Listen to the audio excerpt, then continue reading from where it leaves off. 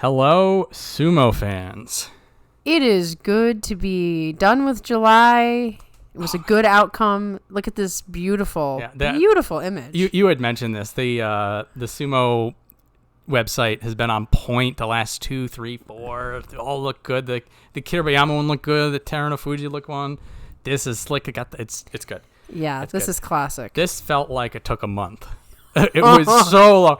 I was going through my notes. I'm just like, oh yeah, Terunofuji was in it. Yeah. This felt so long. Felt like last Bacho he was there. So much going on. A lot of good stuff. So, congratulations, Hoshoryu. And Hoshoryu, yes. Without further ado, we will get into it. I will say, though, there's a lot of special prizes.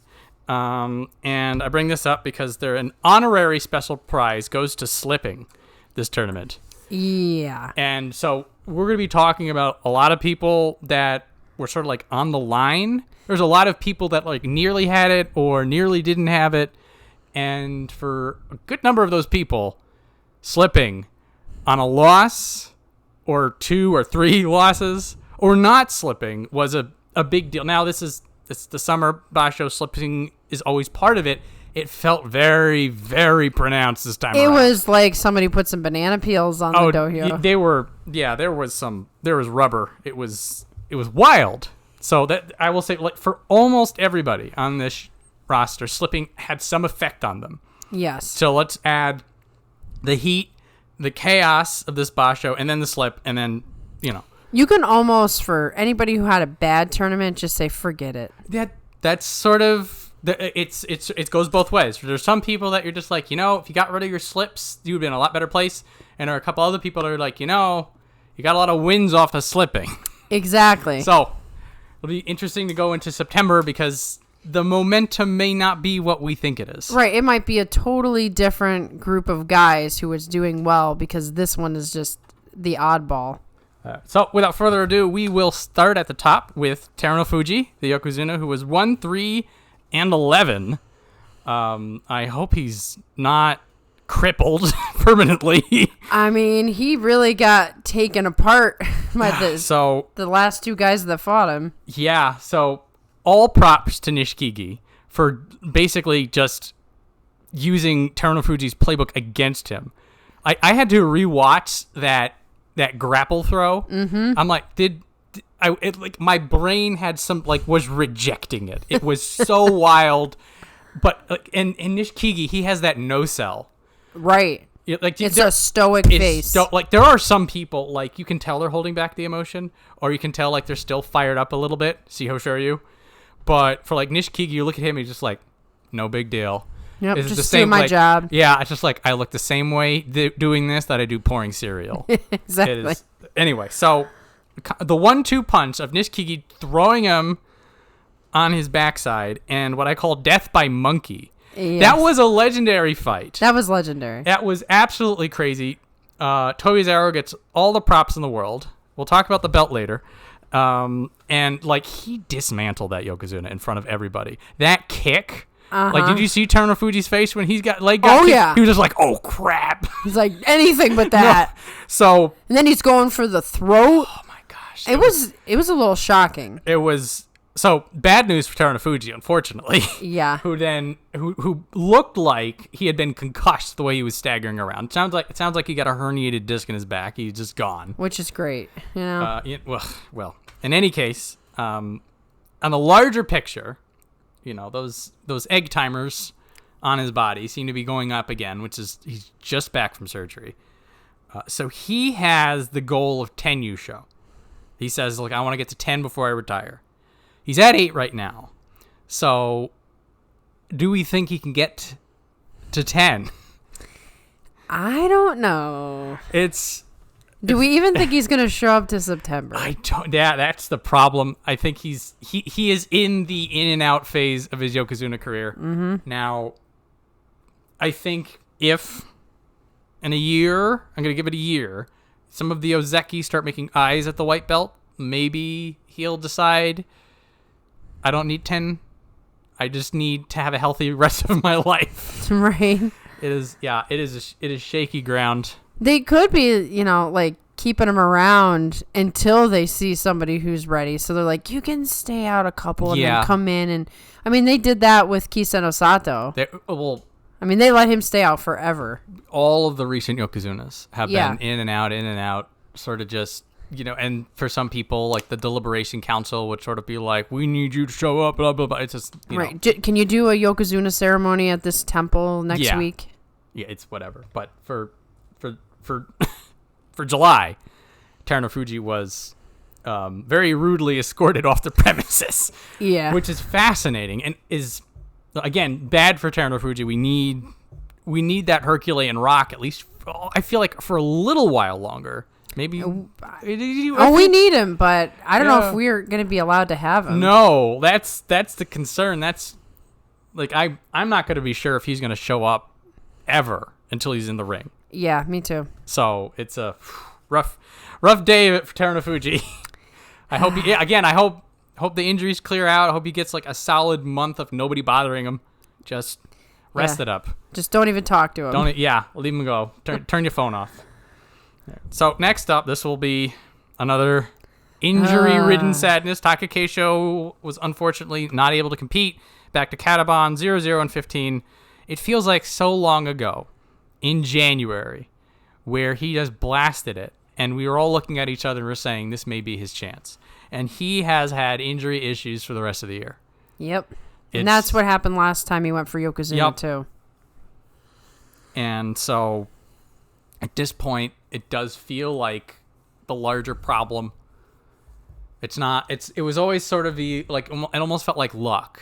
That it was like if he has good luck, he'll be able to keep it, and then he'll win. If he has bad luck, something will happen. But now it's not luck. It's just something that's there. Yeah, he's just injury prone. He doesn't have the best sumo body, especially for the type of sumo he wants to do. Like, he probably would have been better as like a Midorifuji type, like, because he's so short. Like, be a smaller guy and do the grapples and stuff. But that's not who Takakeisho is. No. So you put these two, it's like putting a square piece in a round hole kind of thing. He just sort of makes it work, but it's being chiseled on the sides. Chiseled on the side. So it's not even a square anymore. It's not a square anymore. No. So both of these individuals, Terunofuji and Takakeisho, I'll say, will need to. We will not be sure about anything until they're in the ring in September. Yeah, and I'm never picking him again. Technically speaking, I picked Takakeisho first, so I don't know if I can take credit for the Hoshoryu here. Yeah. But I'm never picking Takakeisho again because I'm not sure he's going to show up. I was thinking about how you picked Takakeisho and I picked Kirishima, and they both were injured and out of it. I'm like, immediately. We're cursing people. I know. We really shouldn't pick anymore, I think. We're gonna, but we shouldn't do it. We have to have a long, hard consideration of this dark power we have. Yeah, it's a little insane. It's a little unsettling, but it was. We'll have to be careful. We'll have to be much more judicious. Mm-hmm. We have to be like, maybe. Yeah, we'll have to. Yes. We cannot take a bow before we put our prediction out there or something. Yes, put a shrine up. Something. Yeah. But in any case, Takakeisho is better as well. Got a full. He didn't do a half in, half out. I do still think in May he should have just rested. Should have just rested, but he wanted to keep rank, and basically I feel like he got into a worse state for keeping rank, and now he's back to square one. But we'll see how it turns out. That's all we can do. Mm-hmm. So next up, Kirishima, unfortunately 6-7-2, which is 6-9, which is Kadoban. So the pressure of Shinozeki. It's the pressure of being the only Ozeki. And you got a bone bruise injury or something like that, and they give you 3 to 4 weeks. Yeah. So this is probably one of the worst case scenarios for having to do anything. Right off the bat, he just gets the promotion, and there's all the hype, and then it's like, it was technically the day of the tournament. It was nighttime for us, but it was the day of the tournament when the announcement came out. Yeah, it's so rough. And so he stuck it out. He came back and fought.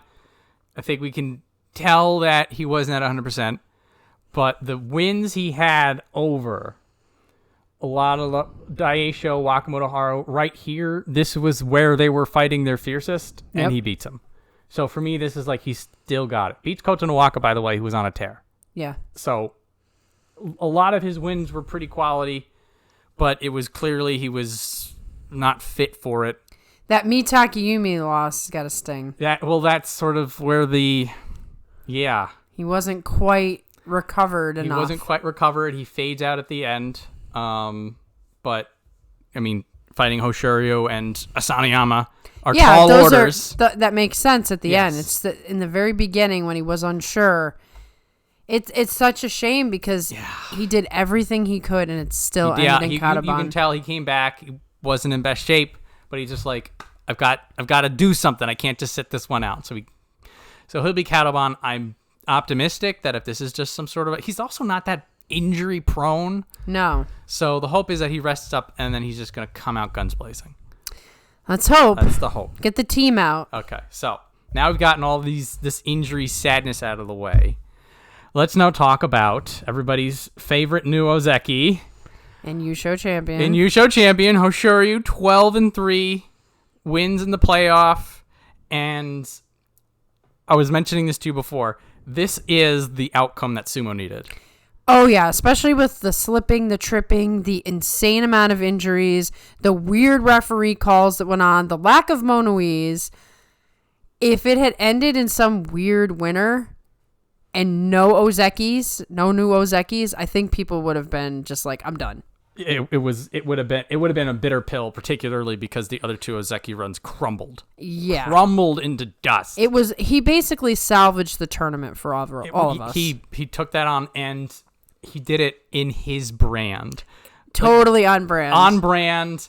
This is what we were all hoping for, is that Hoshoryu would be able to hone it, sort of reel himself in. Mm-hmm. Gave some fiery looks. He was when Wakamotoharu did that weird Henka thing, he was staring daggers at him. Not only that, but okay, so we know the Henka saga. But I just love the fact that Hoshoryu just knows it's coming. Even if it's not, he just knows. He was glued to Waka's leg. Oh my god, yeah. It was like he had like some Velcro or something. He just stuck on his leg. And he was like, you're not going anywhere, buddy. Yeah, he grabbed him and that was amazing. The end of it. Yeah, I was quite pleased to see that. And he's all the tricksters tried the trickster stuff. Abi tried some stuff that didn't work. Tobizaru just did Tobizaru things. That didn't work. So like Hoshoryu, like it's like you can't trick him. You can't outpower him. His footwork is impeccable. We talk about people who didn't slip. It looked like he didn't even have a problem out there. Everybody else, it was like they were walking on ice. Yeah. Hoshoryu, he's got this. Yeah. He's got ice skates on. Yeah. Like he had maybe one or two like misplaced feet that he steps out trying to block against. Mm-hmm. But yeah, he did it. He did it his way.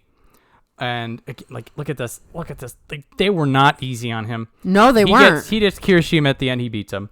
He gets Wakamotoharu. He beats him. He gets the prodigy Hakuoho. So let's just talk about that match for a second. I felt like we were looking into the future. Oh yeah. Here's Hoshoryu, Asashoryu. Here's the fresh-faced, amazing prodigy Hakuoho and Hakuoho. And they gave each other the classic stare down. So they both wanted it. And Hakuoho did not back down. No. He rose up to the challenge, and though Hoshoryu, he did what he should do. He put him in his place. Because if Hoshoryu is going to be the guy, you got to put Hakuoho in his place. But just imagine what the future could hold with those two. It's gonna be a great time. So Hakuoho definitely lives up to the hype. Oh yeah, we're gonna have lots to say about him. And now Hoshoryu is living up to the promise of being the next Ozeki.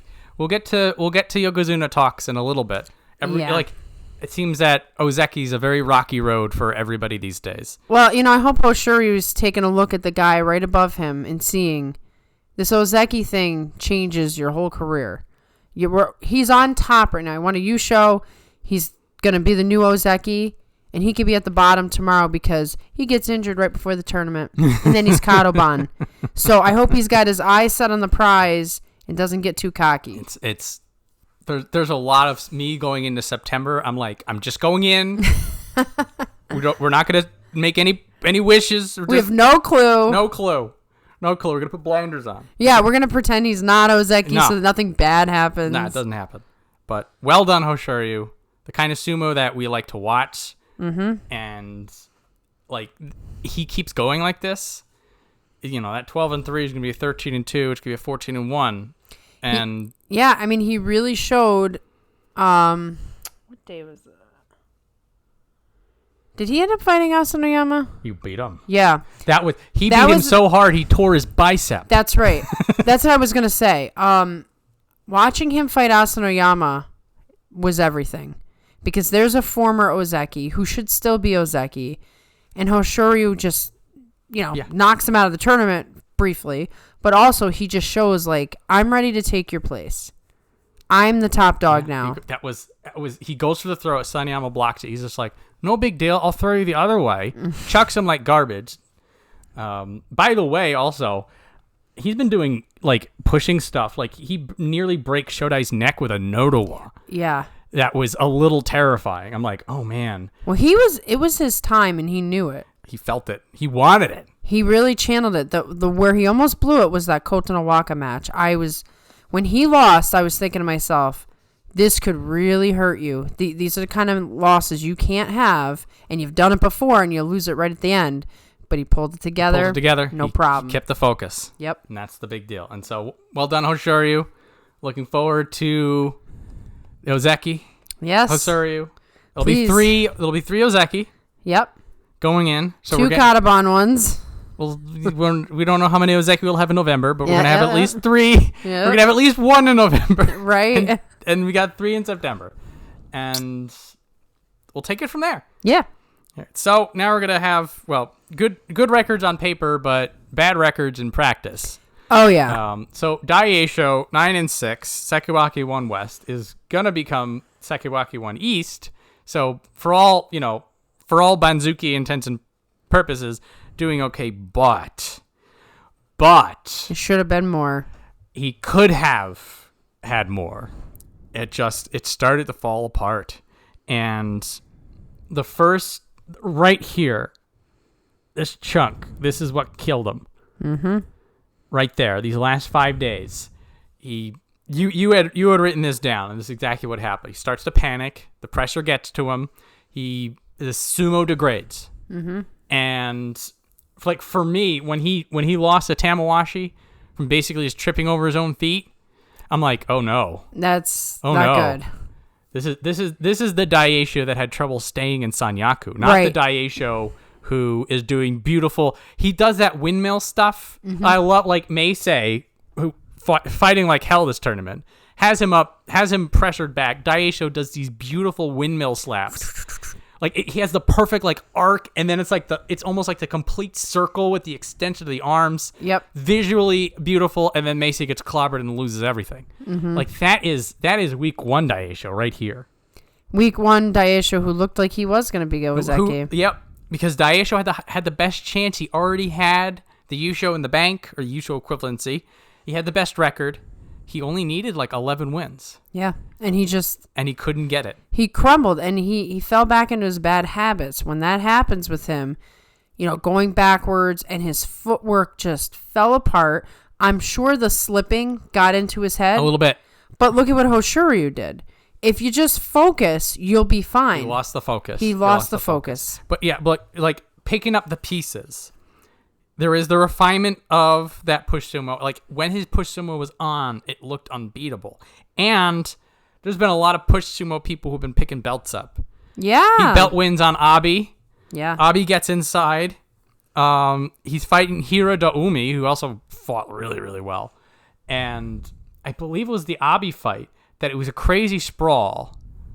And Abi gets inside and Daieisho just spins with the belt and throws. I'm like, oh, that's the kind of stuff, because that's always the push sumo issue. All you do is if you're breached. Right. What do you do if pushing doesn't work? You got to do something else. And I'm sure he was practicing those things in anticipation of if he got the Ozeki promotion, you're expected to have some other things. Unless you're Takakeisho and you just... Well, the thing about Takakeisho is that he just doubles down and triples down. Yeah. He's been he's been doing some Plan B stuff as well, but right now his he doesn't have any plans because his knees are wrapped up and he's on a stretcher somewhere. Right. Whereas Daieisho, I think he can pull it off. He's got to forget this tournament. Right. Does he have to start over? He has 10 wins. Both him and Wakamotoharu have the same situation, that they have 10 wins in May. So in September, they're going to basically need to win out to get Ozeki. So they're they're mathematically still on the running. Okay. But in practice, it's not looking good. And if this is what happens to them, if Daieisho with possibly a better scenario for winning out Ozeki gets a 9-6 because he loses it at the end, if he needs to Zensho Yusho to get Ozeki, he may just want to aim a little lower. Maybe. They may want to aim at 11 wins. Maybe. They may aim at 12. Aim at double digits because he needs to rebuild. He needs to rebuild for sure. But he was so close.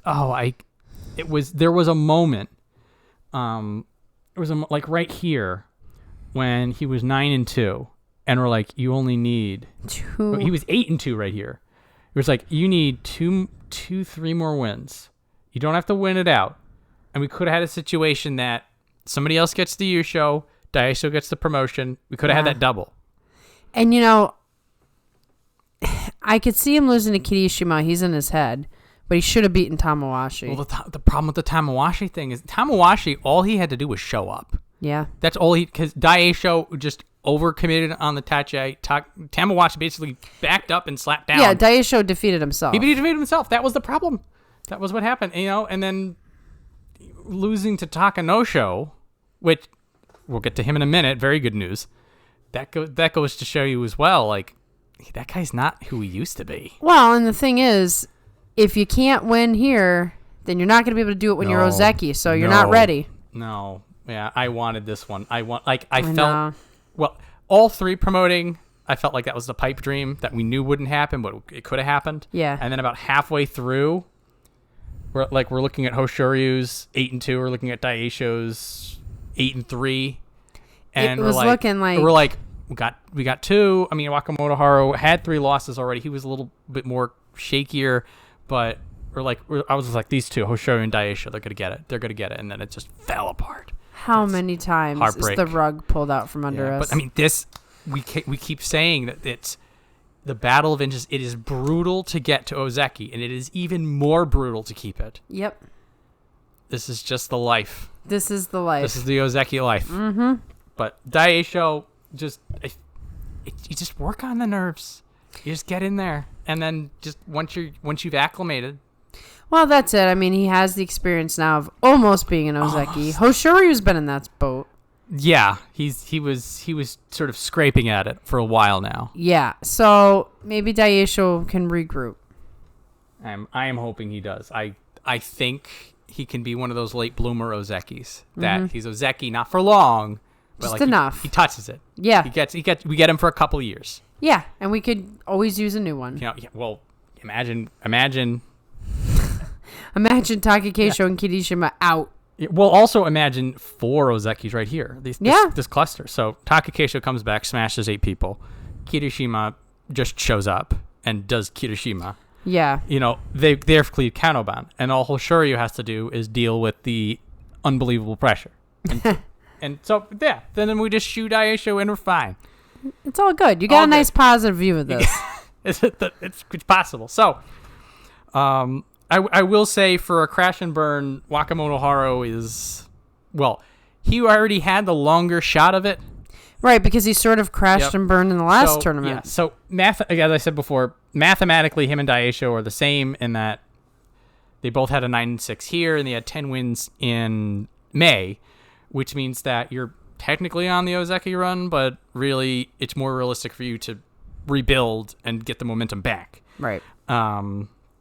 So his problem losses were to people he shouldn't be losing to.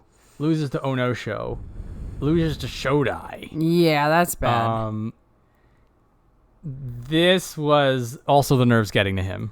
That was some desperation. We don't see desperation out of Wakamotoharu, so I really feel like he found himself out of his depth a bit. Yeah, something went on. Like maybe he started to doubt himself in the last couple of tournaments. Maybe it's the absence of his brother spurring him on. Maybe a little bit. Also, it seems that some people, like the people he lost to who are legitimate losses, Nishikigi, Kirishima, Asanoyama, people like they figured out that if you hit him fast enough on the Tachi-ai, he can't get going. Right. That was like, so people are starting to figure him out. And now he's going to have to come up with something else. Well, now we're at the point that he has to sharpen it even better, a little faster, a little stronger. And when you're in that battle of inches, that's the killer. It's the Ozeki life. It is. So it's like it's hitting these two differently. So like for Daieisho, which is like I felt like he had everything he needed. He just couldn't deliver. And then for Wakamotoharu, he just found out like exactly the extent of his reach. Yeah. And so for Daieisho, it's a little troubling because like you can be stuck in that loop forever. Yep. But for Wakamotoharu, there's the reassurance that it was already a longer shot, and the knowledge that okay, if I can shore up A, B, and C, if I work on X, Y, Z, I do another 50 foot stamps a day. It's like there's the game plan. Right. There's some hope and some potential to turn this around versus he was already there and blew it. Yeah. Now he blew it as well, but it hit different, at least for me. It did for me too, but he did look like a shade of his former self. It was a little bit, it was a little bit rickety. I mean, that's the crumbling nature that Hoshoryu, like again, you compare these two, like all three of these guys had the same thing coming in, and all the props to Hoshoryu for coming out. Right, and doing everything that had to be done, whereas the other two guys couldn't handle it. Now, the hope for Wakamotoharu specifically again is this is his first real crack at it. Now he's got his to-do list. Right. So, and let's not discount the slipperiness for somebody like him who does a lot of flashy moves like the ucharis and stuff. Not having a good grip on your feet means you're going to get hurt. Exactly. So maybe he was tentative on top of it all, and we go into September and he might look like a different guy. This is why I said special prizes granted to slipping at the very beginning. Yeah, definitely. Like, some of this stuff come out of September, it's a completely different picture, and then I'm like, when did that happen? It's just like, well, I really do feel like when we're doing the September preview, it's going to be a totally different story. It's going to be a different world we live in. We'll be forgetting all about Crazy July, except for the Hoshoryu momentum. Well, the good stuff will come out. Exactly. The bad stuff we'll leave behind. We'll forget about it. So, talking about more good stuff, Kotonowaka, Kamasubi won East 11-4, and my goodness, one of three people to beat Hoshoryu first and foremost. Also beat Daieisho, also beat Nishikigi. So he's a guy who he doesn't fight Hokutofuji, but he also basically every contender that goes against Kotonowaka gets a very crucial loss. Because Kotonowaka is finally getting it going on.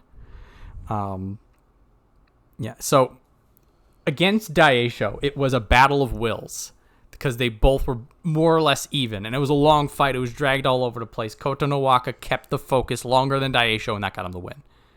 This is the kind of stuff. And also, we were mentioning, like, if you need to get higher, because he was stuck in that 7 and 8, 9 and 6, and we're like, okay, he's in Sanyaku, let him figure out Sanyaku, and then he can start aiming forward. Now he's getting wins on the other Sanyaku. He beats Abi, he beats Daieisho, he beats Hoshoryu again, beating the people above him. That's how you get to Ozeki. That's right. That's how you break higher. And with 11 wins, now this is super tentative. Double-digit wins, you start looking at him. He does this again in September. He's on a run. Right. So he's about to start a run if all goes well.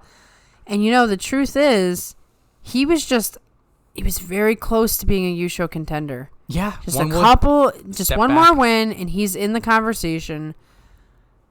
And I go back to, if Hoshoryu lost everything, the match with Kotonowaka was the reason why. It was very pivotal. It forced the playoff. Exactly. So Kotonowaka is affecting how the playoff race goes. He's very close to being there himself. Right, What do you think he needs? What do you think is costing him that one extra win? Only 11-4. And, well, let's look at... He loses to Kirishima coming back. So that's an Ozeki loss. Mm-hmm. Trying to remember to fight against Meisei. I think Meisei just outworked him a little bit. Maybe it was just a little bit too fast. So maybe that's the key, is maybe he needs to just work a little harder. I'm looking at this, I'm like, he gets another 11-4 in September. The thing is, it's consistency at this point. Right. So like we're looking at Wakamotoharu. This is my one of my 42 opinions. We look at Wakamotoharu and we're like, you need to refine. Like, he's already gotten up there. He's gotten to the point that he's part of the conversation. Mm-hmm. So he just needs to refine. Like, so for Kotonowaka, he needs to stay in the conversation. So again, another 11-4, even a 10-5, mm-hmm. and that proves that this wasn't just him taking advantage of the slipping. Yeah, we got to see. We got to see. So I am very optimistic for Kotonowaka, and also he's one of those prodigies touted. Also, like Hoshoryu, super young, super talented, clearly hungry for it. Finally he just gets lost in the shuffle a little bit. And you do something like this. You start beating the Yusho contenders. You're not going to get forgotten again. No, I think people are going to have eyes on him in September. Yeah. People are going to look at that. They're not going to be like, oh, yeah, he's in Sanyaku, I guess. They're going to be like, we got to watch out for him because he's going to make us lose the tournament. Yeah, exactly. And he may win it himself. Yeah. Keep an eye. But I feel like we don't have to keep an eye too closely on Abi, unfortunately. Kamasubi won West 6-9. So I feel like he's hitting his ceiling again. That's sort of what this all rolls up to. Yeah. Because this is about where he was before the nonsense hit him. He was in Sanyaku. He was trying to figure out the winning strategy, but it's just not coming together. He was doing a bit of like double downing on his Abi A. He wasn't doing as much trickster stuff. He did do some trickster stuff. It didn't work. This is also the thing. Usually his Abi B, his trickster stuff, like we were mentioning before, like it was working for him. He was tricking people. Right. And we were like, we did the whole heel face turn that he was doing. And we're like, if being a jerk is getting you wins, then be a jerk. But now all of a sudden him being a sly fox didn't help him. Well, certainly the slippery conditions affected him. Like, he's a guy that maybe Abi B works in September, but I don't think he wants to have to rely on Abi B. Yeah, that's the problem. I think that's also what he realizes, and that's why we feel hesitant to say, okay, go for Henkas, go for weird slapdowns, and just make everybody mad at you, because there's a shelf life on that sumo. Absolutely. So I feel like this was him trying to get back to the puss sumo, but it was almost like watching repeats on some of his fights, because he would do the tachi, wouldn't hit hard enough, then he would just lean a little further, push a little harder. He would inevitably just push himself to get inside, and then he would be in a bad position. And then you would see the feet come up. You would see the soles of his feet come up, and you're like, oh, he's screwed. He's screwed. And then people would get the belt, they'd parry him down, they'd step out of the way, they'd slap him. So, well, those last two wins at the end of the tournament will hopefully a sort of a statement of, I'll be back. I'll be back, yes. Because he was looking pretty bad, and then he just had a little bit of a surge. I always like seeing people winning when they're Makakoshi. Yeah. Because at that point, you're not... What are you fighting for? What are you fighting for? You're fighting because you don't want it to be worse later. You're fighting because you want to rally back. You're not happy with what you see. Right. There are some people, like, they'll hit Makakoshi and then they just bottom out. Right. They just keep losing until the end. They just keep losing until the end. Not so for him. And he gets dirt on Kirishima, who he was a little ragged by the end of the tournament. I feel like that pain was starting to catch up to him. Oh, yeah. I mean, I felt for the guy. He did everything he could, and then you have to go up against Abi. You got Abi just slapping you up to go. So yeah. Abi is going to be back in rank and file. I feel like we're not done with his story, but now that he's out of Sanyaku, he's out of the larger conversation. But, Magashira Abi can win shows. He can.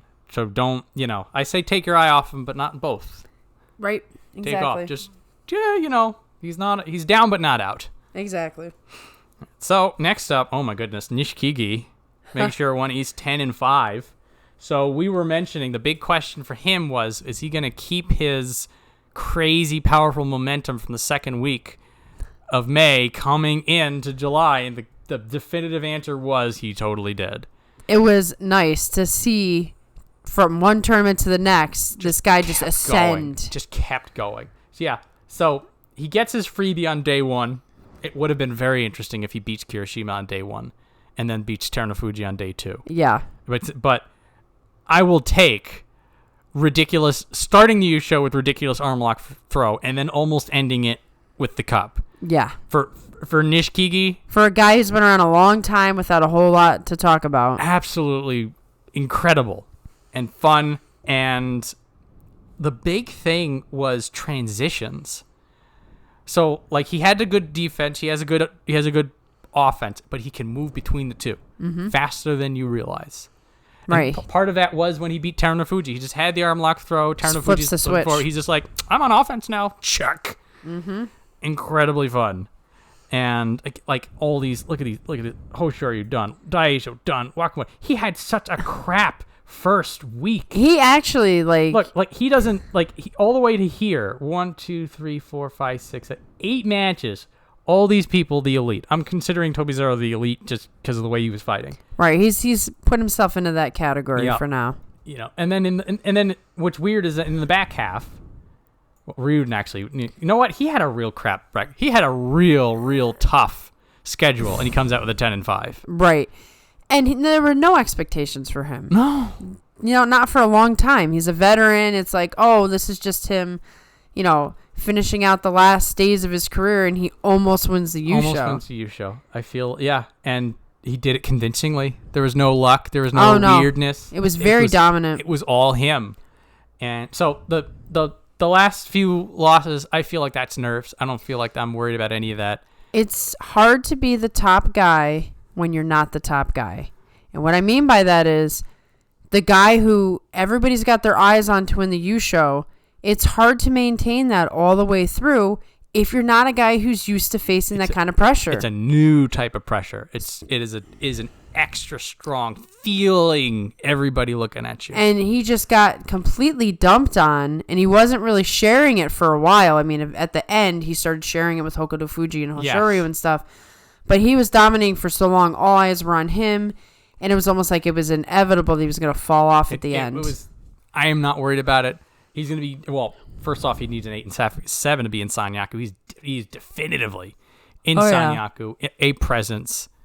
Just to get that again at his age. This is, I think his career high was this. And so now he has a new career high, and that is being Kamasubi. Yeah, I mean, and that's an achievement. That's also like when you retire, they call you by your highest rank. That's right. So in the back of his mind, he's just like, I worked 15 years to get this, and now I got it. So exactly, it is all gravy for him. And now if he gets, I feel like he's capable of a little more. I think so too. He still looked decently strong at the end. It just looked like he was petering out. Yeah. It's always fun when the Sanyaku veterans come in, because is this in the back of your mind? You're like, is this a Tochinoshin moment? Right. Is this guy just gonna turn it on, and then the last 3 years is him just completely having a different view? Is this gonna be like a Tamawashi moment that he stays in there for a little bit and then sort of reality catches up? You don't know. It's always fun, exciting, the potential. It's got this. It's different, but it's like akin to when a new guy first comes up. Almost. An old guy and the new guy. Like what's gonna happen?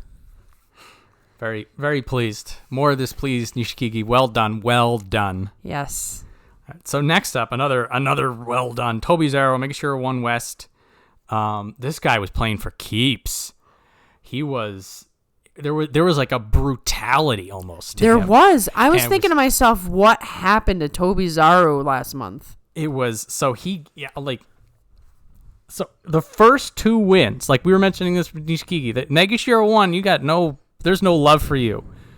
So the first 2 wins he get is Terunofuji and Kirishima. And that Terunofuji, he could have been 1-14. And if that one win was the Terunofuji, I would be like, we're good. Yeah, spare him. Well done. It was so methodically done where he just like went at different parts. Like, let me go for the leg because it's weak. Let me push him upwards. Let me just like dismantle. It was almost like watching somebody take apart a robot or something. The relentless aggression. He went after the belt. He went for the side, the shove, does the leg trip. Like when he was beating, he was like literally just like almost sprinting against him. He's just pushing his entire body up. He's like, "Get out, damn you!" It was like a level of ferocity. And we're like, oh man, he's turned it up. Like what kind of conversation went on, man? And like he was imposing. Yes. Like so Mitakeumi, say what you want about his tournament this year.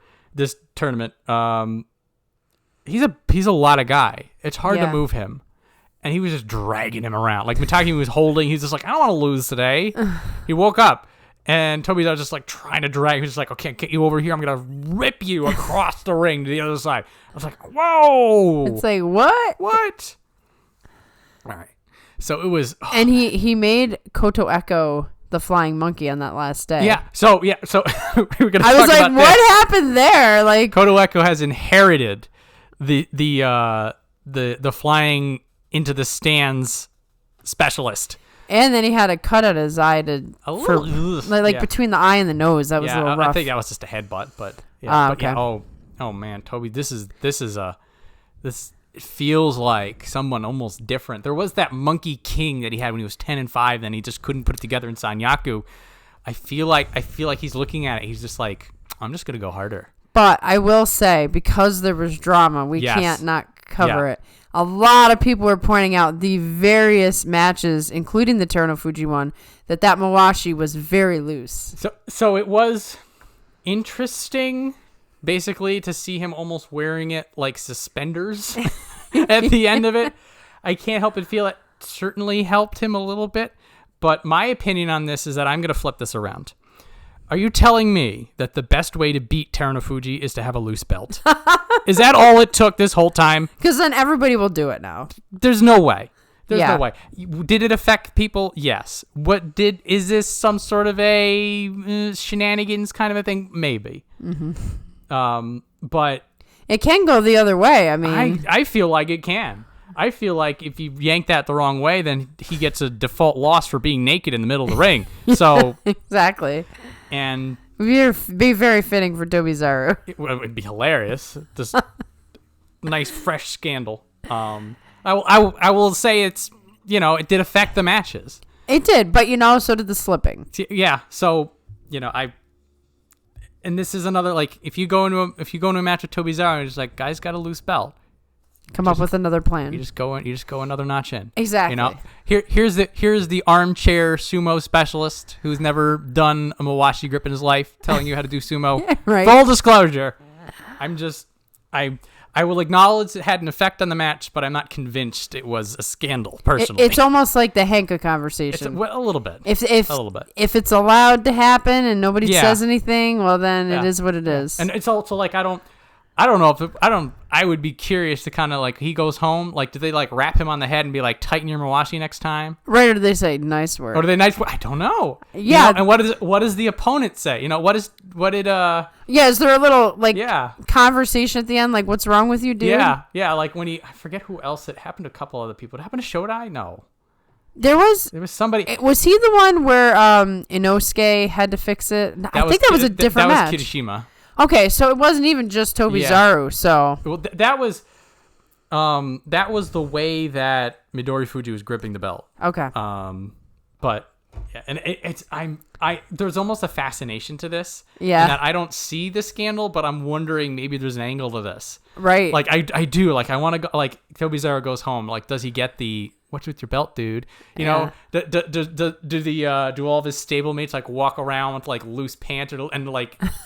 And just like mock him for it, like if you're the guy who grabs the belt and loses. And this is what opened my eye to this was a Chris Sumo thing from a while back when they were talking about the arm lock throws and about how it looks so brutal. And it's like, oh, there's no way that people are angry about that. And then his Sumo insider, all the way back when, was that Secret Sumo? The Secret Sumo guy, whoever that is, had mentioned, it's just like, well, if you get an arm lock throw, that's on you.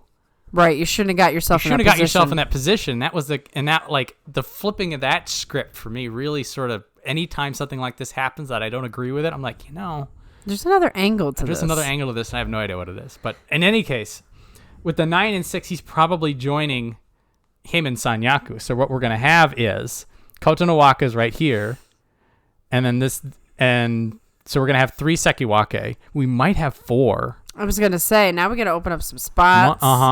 And then Tobizaru is going to be in Sanyaku. And then we're going to have to go find somebody else to go fill that other spot, which we'll talk about that in a minute.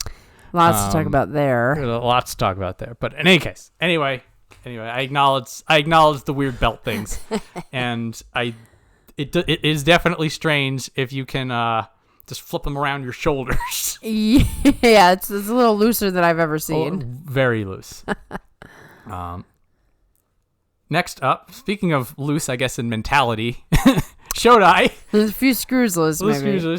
2 6 and 9.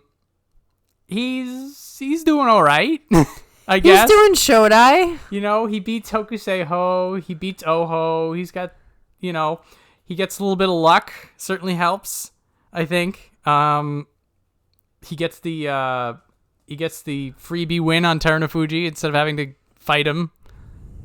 Certainly doesn't hurt. He's having some Tachiai issues, though. Well, he's always had the stand-up Tachiai, which is kind of a bad idea. It was, so when it was working for him as Ozeki, the thing is that like he would always have the momentum going his way out of the Tachiai.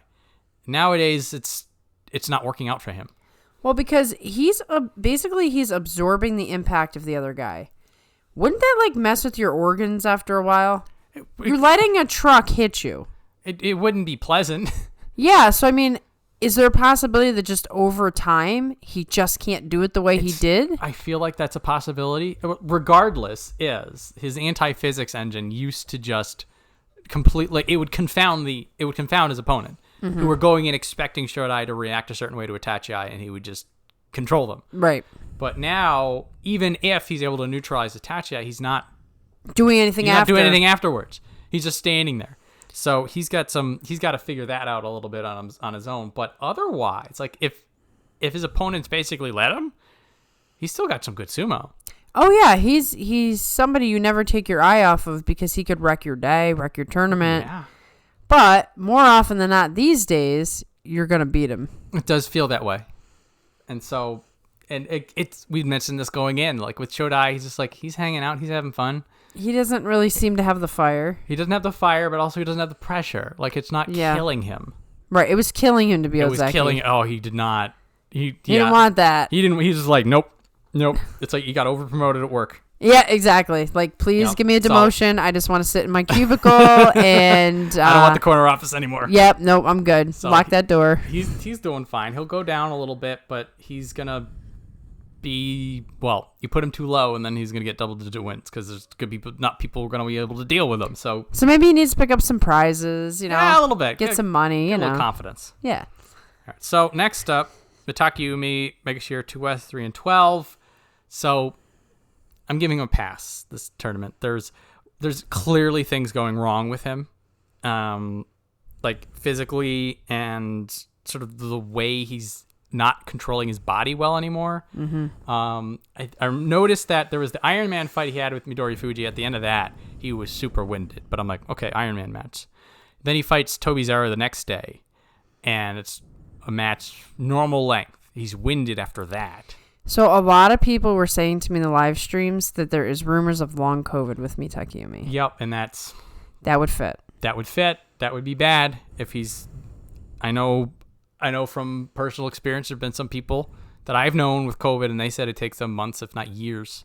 Right, and there's some people. Yeah, you're in a sport where you need to have like superhuman lungs. So even if it takes you down a notch, that's enough to that's it. It could be, yeah. It could just be that his ceiling just got thrown down on him. But regardless of all this, like right before the tournament breaks, there's the unfortunate news of the death of his father, and that's why I'm like, you know what? He could have not fought, and everyone would have understood. Yeah, I feel like he could have not been here, but he's just like, I'll do sumo. It's what I have to do. I'll show up, and so you know what? Just what I find really unfortunate, and this is sometimes life just really sucks. July is his tournament, and now he's not going to be able to look back on the July tournament and say, "Wow, look at the Yushos I've won." He's going to remember that his dad died. Yeah. And I really hate that, and I feel like I'm not going to say anything bad about him for a very long time because I can't get past that. I'm like he gets a pass now, like and for a little while we'll be like, oh, it's fine. He's working some things out. He's working things out, and this is one of the. I feel like this is one of the few times that like we have a clearer picture. Right, we're starting to see exactly. We're starting to see something when you personally don't know a guy, and like in America, you know everything about athletes. They will tell you. They'll put it on social media in an interview. They'll be like, X, Y, and Z happened to me, and this happened on this day, and actually I'm recovering from this, and blah, blah. We know nothing about the sumo guys. All we have is their sumo to judge them on. Mm-hmm. And so Mitakeumi's been a big mystery to us. But obviously, things have been going on. And maybe even his dad has been sick. So there's long COVID, there's his dad, there's the deflation of losing Ozeki.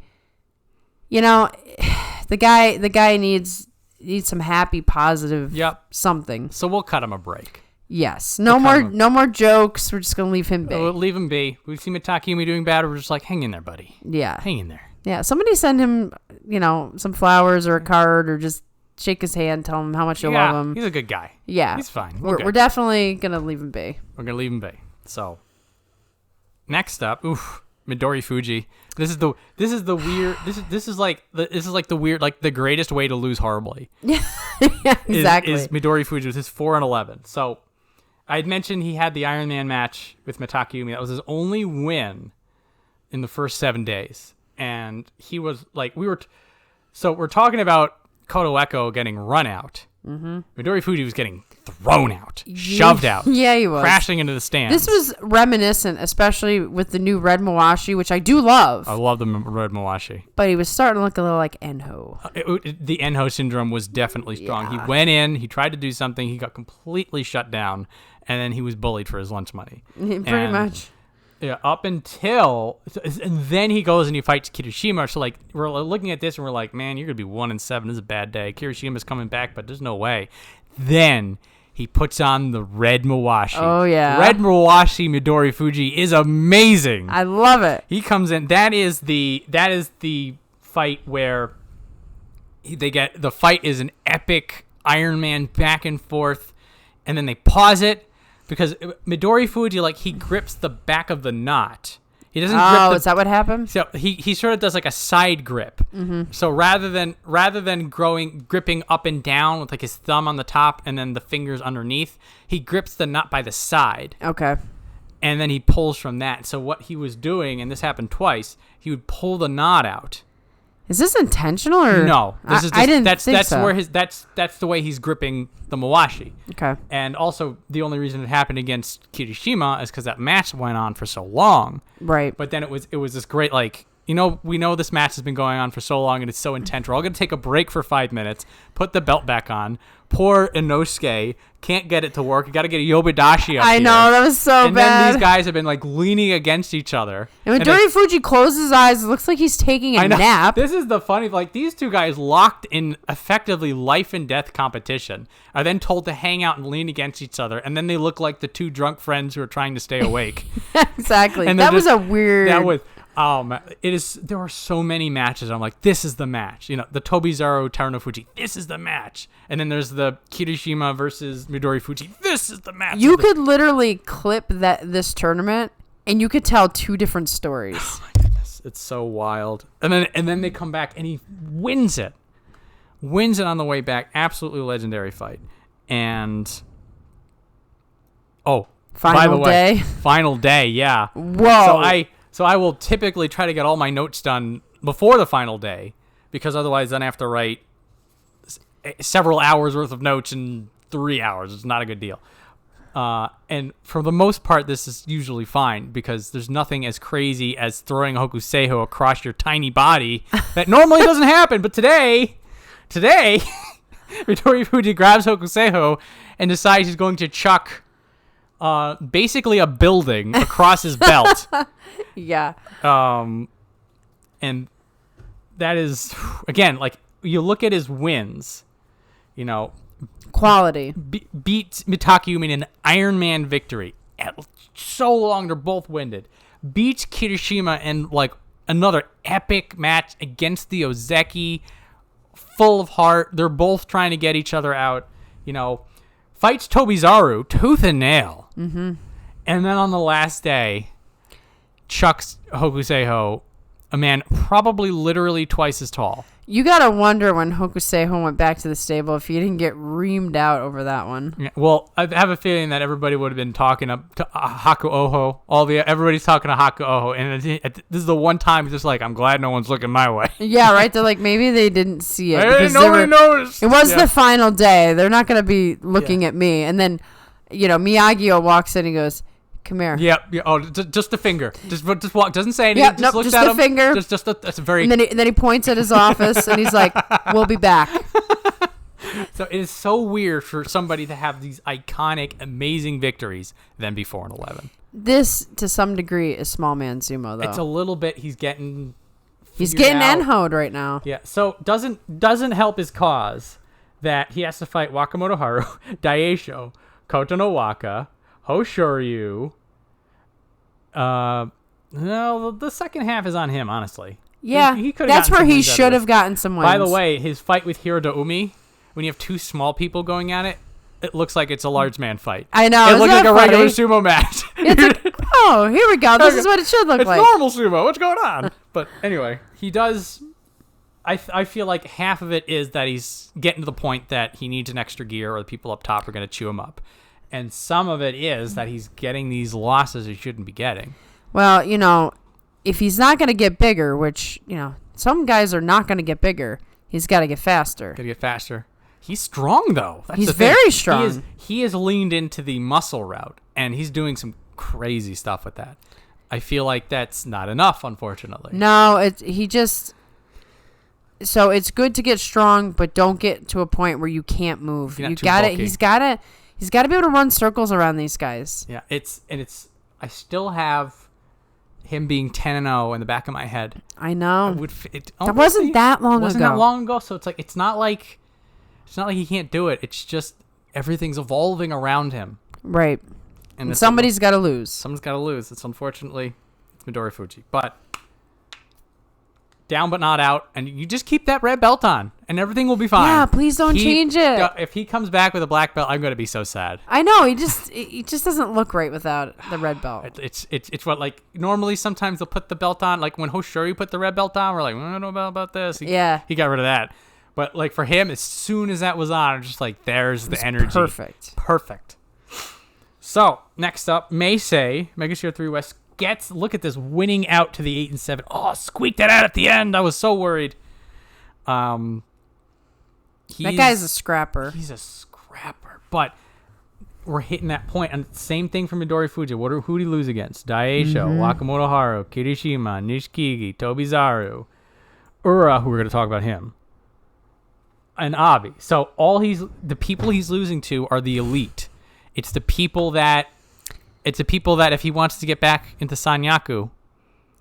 Right. If he's got to beat those guys. So, I mean, he's ahead of the lower guys. You know, he's sort of the head of the pack, but he has to climb into the next level. Climb it now. So, he has to refigure out how to be Sanyaku, it feels like. Yeah. But the fact, again, that fighting spirit, that scrapping for it, and, you know, beating Kinbozan, beating Hokuseiho, beating really big people, not easy. Even though it may look easy to beat Hokuseiho this tournament, it was not easy. No. So poor guy. I feel like he's also, like, the injury woes are getting shaken off. He's sort of refining his brand. He might be rebuilding a little bit physically. Like maybe he's just getting a little more endurance, a little bit more. Yeah. Maybe that's all it's going to take.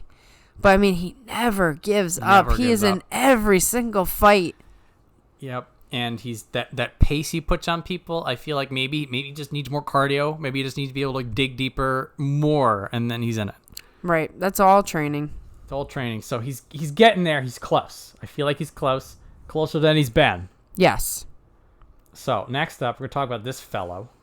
This guy, he's only been in the top division for a couple of... Two tournaments? 2 tournaments this year, so he's a relatively new guy. Right.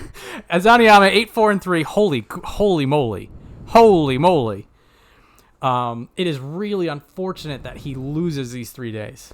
Yeah, because he would have been in the Yusho contention. He would have been in it. Like, this is... So, it's... On one hand, he showed us everything that we wanted to see out of him. Mm-hmm. That cool dominance. Another guy who... wrangling Tobizaru, doesn't slip. He actually does slip on the first day, but after that he doesn't. There's no slipping. He sort of learned what to do. Like Ura moving backwards, squirming like a fish out of water.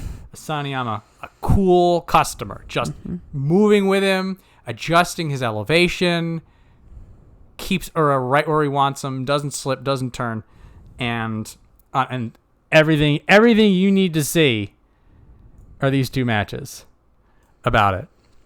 Because he fought them like an Ozeki. Yeah, he finally looked like an Ozeki after the injury. You know, it's funny because I've been wanting something more from him. I've never been a believer. I saw him as Ozeki, and I just didn't see the grit. He just seemed kind of like a talented guy who just didn't dig deep enough.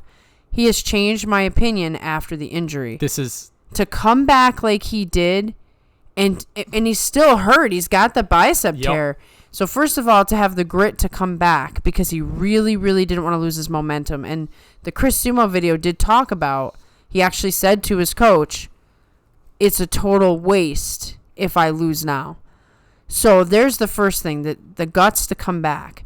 But he came back in and he was dominant in those matches. He didn't look like a hurt guy. And so for once, I want to say that I saw the inner warrior and I like it. There was something different. And this is why those 3 just I want him to fight like now. Like I want him to like pull a Sumo Association, which is like, can we just get another like 10 matches in? I gotta show some people stuff. I hope he can just like fully. I don't know much about bicep tears, like how long they take to heal. You know, is there surgery? Is it just rest? But obviously, if he came in and fought with it, it must be something that's doable. But I hope he recovers 100% because he's really got something here all of a sudden with just a little bit of not to say this sumo here was bad. No, not at all. He got beat cleanly by Hoshoryu, but then Hoshoryu won the Yusho. It's a different story. Yeah, but you know what? That Hoshoryu match, I think that was the turning point. He shouldn't have lost that match if he's the Asanoyama that everybody wants. He should have put Hoshoryu in his place. That would have been something. It would have been something, and it would have changed the outcome of everything. But in the end, Asanoyama could not. And then he gets hurt in the match, but then he comes back, and he's got a look in his eye like, no, not today. So the rematch could be fascinating. I want to see him fight, intensely now. Yes, because he's become interesting again. Well, I look at this, I'm like, he could have been 11-4. Yeah, easy. Yeah, but he has to sit. He's stuck with the 8-4-3. Yeah. It's a shame, but better outcome than Kirishima, too. Yeah. That's what's interesting is that he's 8-4-3. So Kirishima up here, he only gets a 3 handicap, and Asanoyama has 4, and Asanoyama makes it work. And Shows also you something. The 2 of these guys right here, they're both. This is a loser Makakoshi fight, and Asanoyama's just like, I'm sorry, buddy, you're Katapon. Yeah. He proved a lot in those last couple days. Ooh. When we're talking with Nishikigi about, I hope your momentum keeps. Oh boy. Oh yeah. Oh boy. If we get any of this in the first 5 days, we might get the return of Ozeki and more. He's got to stick with that. Ooh. You just got to push this guy really, really in a certain way. Well, yeah, I wondered, did that switch finally flip? It almost felt like it did. I don't want to get too excited, but there was a switch flip. That's why I want to know. I think fighting Hoshoryu and getting injured the way he did against the guy that he did, it was almost just like, nah, I'm done. Oh man, I'm done with this crap. I'm going to be the Ozeki and I'm going to be the Yokozuna and you're all just going to deal with it. Yeah. Like the Asanoyama of old. Yes. Still worthy of Ozeki. Still really good at sumo. Oh, absolutely. But there was that something that he needed to overcome. This Asanoyama, this guy, those last 4 days. He's a different guy, yeah. Oh, man. I'm a little hyped now. Let's see. I'm way too. I'm like, his attendant better bring a shovel because he's going to be burying people. I hope so. Oh, man. Come on, September. Come on. I know. We need it now. Like tomorrow. Come on. Time machine. Let's go. I'm done with August. It's not even August. I know, right? God. Anyway. Just ditching a whole month of summer, John? God, no, this is how much, I equally want to know whether this hype is there or if he just stinks up a storm again and then we're just back to square one. Like, I need this. It's just unknown. This is a to be continued. This is the cliffhanger episode. Yes. We're back to the old days. Right. That we're like, oh, man, we're not going to get this for another season. Oh, why do I have to wait? Reruns? We gotta wait. That's where we're at. I'm gonna have to deal with it. Yep. So, anyway, speaking about more potential for the future. Holy moly. Ura, 7 and 8. You look at the 7 and 8, you're just like, it's Ura being Ura. Hang on. Uh-huh. Not this time. No. This is a guy who he does his tricks, sure. He does his grappling, sure. He does that raw power stuff he's doing, sure. What's he going to do on any given day? You will never know. And neither will the opponent because he switches between all three now. And he had a uptick in intensity. It was almost like, and I'm pretty sure this isn't what happened, but this is what it felt like. Him and Tobizaru rise up together. Yeah, like Tobizaru calls Ura up and he's just like, "Are we done playing around?" And Ura's just like, "I think we are. I think we need to show up in our leather jackets." Yeah. I think this is a leather jacket moment. So I'm gonna point this out. Hiradoumi is the only person who I'll say non-elite. So Asanoyama beats him, fine, whatever. Daieisho, Hoshoryu, Wakamotoharu, Kirishima, Kotonowaka, like all the people that are beating him, he's run out of non-elites. Mm-hmm. All the people who have him figured out are the people who are either in Sanyaku or who are about to be. Right, and a little bit of it is he can get overpowered.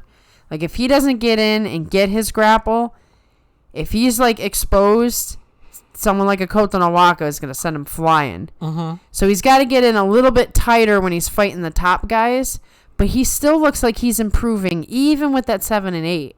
Oh yeah, this is doing hit different. Also, yeah, he pushed Hokuseiho up from below. Mm-hmm. I mean, he's getting stronger. He's getting stronger. He's getting meaner, fiercer. Yeah. Still jolly. Still jolly, but there was a little less smile in every match. There's a couple matches that maybe he was even faced. Yeah. I was looking at him just like, oh, we got into that one. It's like, don't be showing up with a new Mawashi or anything. Well, I think that pink's going to be with him until the end. It has to be. It has to be. It'll ruin his whole image. The only way he can get rid of that is if he's Ozeki. Yeah. Then he would have to. Then he'd go. That's fine. But I don't think that's going to happen. That's 7 and 8. Don't sleep on that. No, that's definitely an example of the record doesn't tell the story. It does not. Oh my goodness. Oh, what a good Ura that showed up today. He definitely improved, and I think with that kind of a performance, he's going to be exactly right there. I was going to say he can hold. He'll hold. I feel like that's a safe bet. So more to come on that. Yes. So next up, Hiradoumi, 5 East, 5 and 10.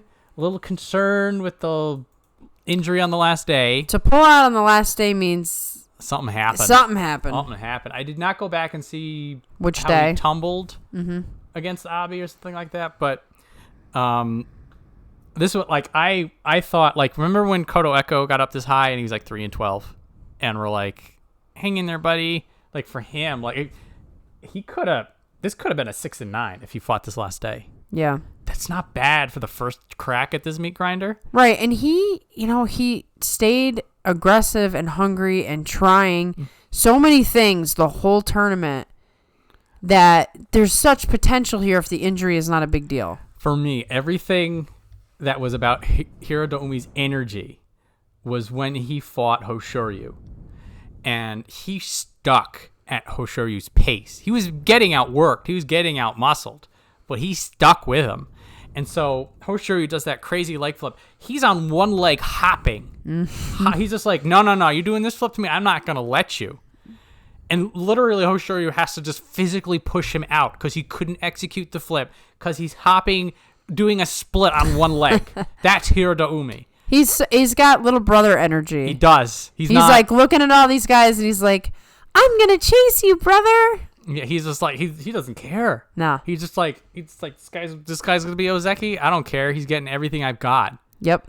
And I mean, he's still losing to these people, but I thought he was gonna get swept almost. I was concerned. I was like, oh boy. You thought this was gonna be like a 1-14. This could have been bad. But he did really well for the first time at it. And I hope that he understands that, when he's fighting Asanoyama, he put him through his paces. Mm-hmm. He's just like, I'm not just going to let you roll over. Right. Everybody had to work when they had to fight. They had to. Yeah. They had to dig. And, oh, man, it was good to watch. Good fun. I'm liking this guy. He's going to fall a little bit, unfortunately, but like, I feel like he proved. He's just like, I'm coming. Yeah, and if if injuries are all healed up, going down a little lower will help him. He just gained some major experience up there. Needs a little bit more time to come back up and try again. I think it's keep an eye on him. He's one of these prospects. Yep. So next up, Megashira 5 West Onosho 6-9. Those knees are still a problem, and for somebody like Onosho who's got not so great footwork, a slippery dohyo is a problem. Yeah, he was one of the guys affected the most, I believe. So he does do something that stuck out to me. He's fighting Gonoyama, and Gonoyama beats him on the Tachiai, but Onosho, with the experience, is able to reverse him moving backwards. Mm-hmm. That's the kind of stuff that Onosho hasn't done this time a year ago, 2 years ago. This is the kind of stuff... Also, the kind of he's part of that group of people doing belt stuff. All of a sudden, so we're having this evolution, and Takayasu had his issues, but Onosho barreled him out. And again, Takayasu's a lot of man. You can't just do that. He did it with the busted knees, with the slippery dohyo. So Onosho gets props. It's still a 6-9. Still, end of the result is hope it's the knees, hope it's the dohyo, but it looks like he is improving. Right. So, once again, September could tell us a different story. I don't know that he's going to be exponentially better, but even if he just he stays in there and fights a little harder and just kind of goes up gradually. Still, the big problems still remain. Yes. But I feel like some of these little problems are getting fixed. And at the end of the day, you want to just keep improving. That's number one goal. You want to be able to go. You want to be able to be at the end of a fight and be like, that worked. Mm-hmm. It's those little things. You're looking at you're like, okay, I got a long road ahead to even touch Sanyaku, but this guy came at me and I came at him better. Right. And then you think you're just like, this time last year I wouldn't have won this fight. Now I'm winning it. Exactly. That's the Onosho mentality he needs. Yes, I agree. So next up, oh boy, Hokuseiho, Megashira, 6 East, 5-10. I feel like they're figuring him out. He's too high for this physicality stuff. He just, he's an awkward presence, unfortunately. Yep. To have the tournament end with him getting chucked by Midorifuji, I feel like that is the underline on his tournament. It's great. To the point I'm just like, yeah, that's basically, it sums up his entire time. Yeah, it does. I mean, it really is tough to fight people who are very much different in height than you. You're not, poor Hokuseiho can't go with anybody head to head and actually be touching their shoulders. He has to rest his hands on their shoulders. It's all just downward energy. Now he's been able to use this to great effect, like the Ichinojo style lean. He's smothering people. Like he still has that advantage to him. It was fascinating to watch Ura and Kotoeko just run circles around him until they get behind him and they push them out. Don't you wish the Tochinoshin and Ichinojo had stuck around just a little bit longer? Just so we could see Hokuseiho fight somebody his height. Pick on someone your own size. And then and then Ichinojo walks in and is just like him! Right, exactly. Is she as tall as Hokuseiho, I hope? he's pretty big. He's pretty big. So maybe when Shishi comes up, Yeah, in about 6 months. Hokuseiho's going down. Shishi's coming up. They'll collide. they might meet each other at Maegashira 16. They might. Now, I don't want to be too hard on Hokuseiho. Similar to Hiradoumi, he's up high. This is what happens when you get too high. Right. People start figuring you out. Now, he does, he has a lot of losses to people below him as well as above him, but I'm willing to, if I'm going to go to Hiradoumi and I'm going to say, that's a 5 and 10, he can learn from this. Same for him. Right. Now, Hokuseiho does have the advantage of good coaching, a good stable full of a lot of people in the top division, so... Yeah. I would love to watch one of those training sessions and watch Hokuseiho and Hakuoho going at it. That's a pretty fiery. I would totally pay for that training ring, don't you think? Yeah, and then you have Miyagi in there screaming out orders. That's that's as good as going to a tournament. It'd be pretty wild. I think if you are in Japan, there are some like open house. Yeah, but I bet you there's like a waiting list for that one or a special invite. You never know. I'm pretty sure arrangements need to be made, but that could happen. You could be there someday. But anyway, for Hokuseiho, I feel like he needs to evolve the game, but it's still early yet. And he did get up to Megashira 6 before this really became. He's a young guy. We're good. I mean, he just has all this hype because he's supposed to be better. Yeah, well. But who knows? Like, well, I feel like Hokuseiho and Kinbozan are both sort of finding reality coming at them pretty hard, and so now it's up to them to go tell reality who's still a big guy. Exactly. So, optimistic for him, but not in the short term. No, not in July. Sorry. Not in July. Sorry. Next up, Oho, Megashira 6 West 6 and 9. So. This is probably the most Oho we've seen him. There's always been like the spark and fade, the flash of brilliance, and then he crumbles. But like that Oho, like that's 15 days of Oho, I feel like. And this has been his big problem. Oh yeah. And also again, like Hiradoumi, like Hokuseiho, he's pretty high up. So he's gonna get slapped around, If you're gonna fight, oh man, he actually didn't. He got Hokutofuji, he got Nishikifuji, lost to them. Yeah, he didn't get as tough of a tournament as a lot of other guys. That's a, I'm gonna have to take that one back. I was gonna say, John, I love your optimism, but maybe not. No, I mean Meisei, no, Shodai, no. Yeah, I'm pulling it back. Sorry, guys. It happens. You should have seen me on the live stream. I read the entirely wrong notes. No. Upon further review, yep, you might have changed your opinion on Oho. Yeah, the thing is that a lot of his wins, I feel like an older, less sure. Like give him 6 months ago, and he fights the same fight, he loses that fight. Like the way he stuck to people, the way he kept the pressure going, the way he did. Like there's that like Oho panic. Yeah. That like if something goes wrong in a match, he doesn't know how to handle it. Like there was some panic. Midorifuji running him around, Kotonofuji not giving him the time of day. But he gathered together. He stuck with it.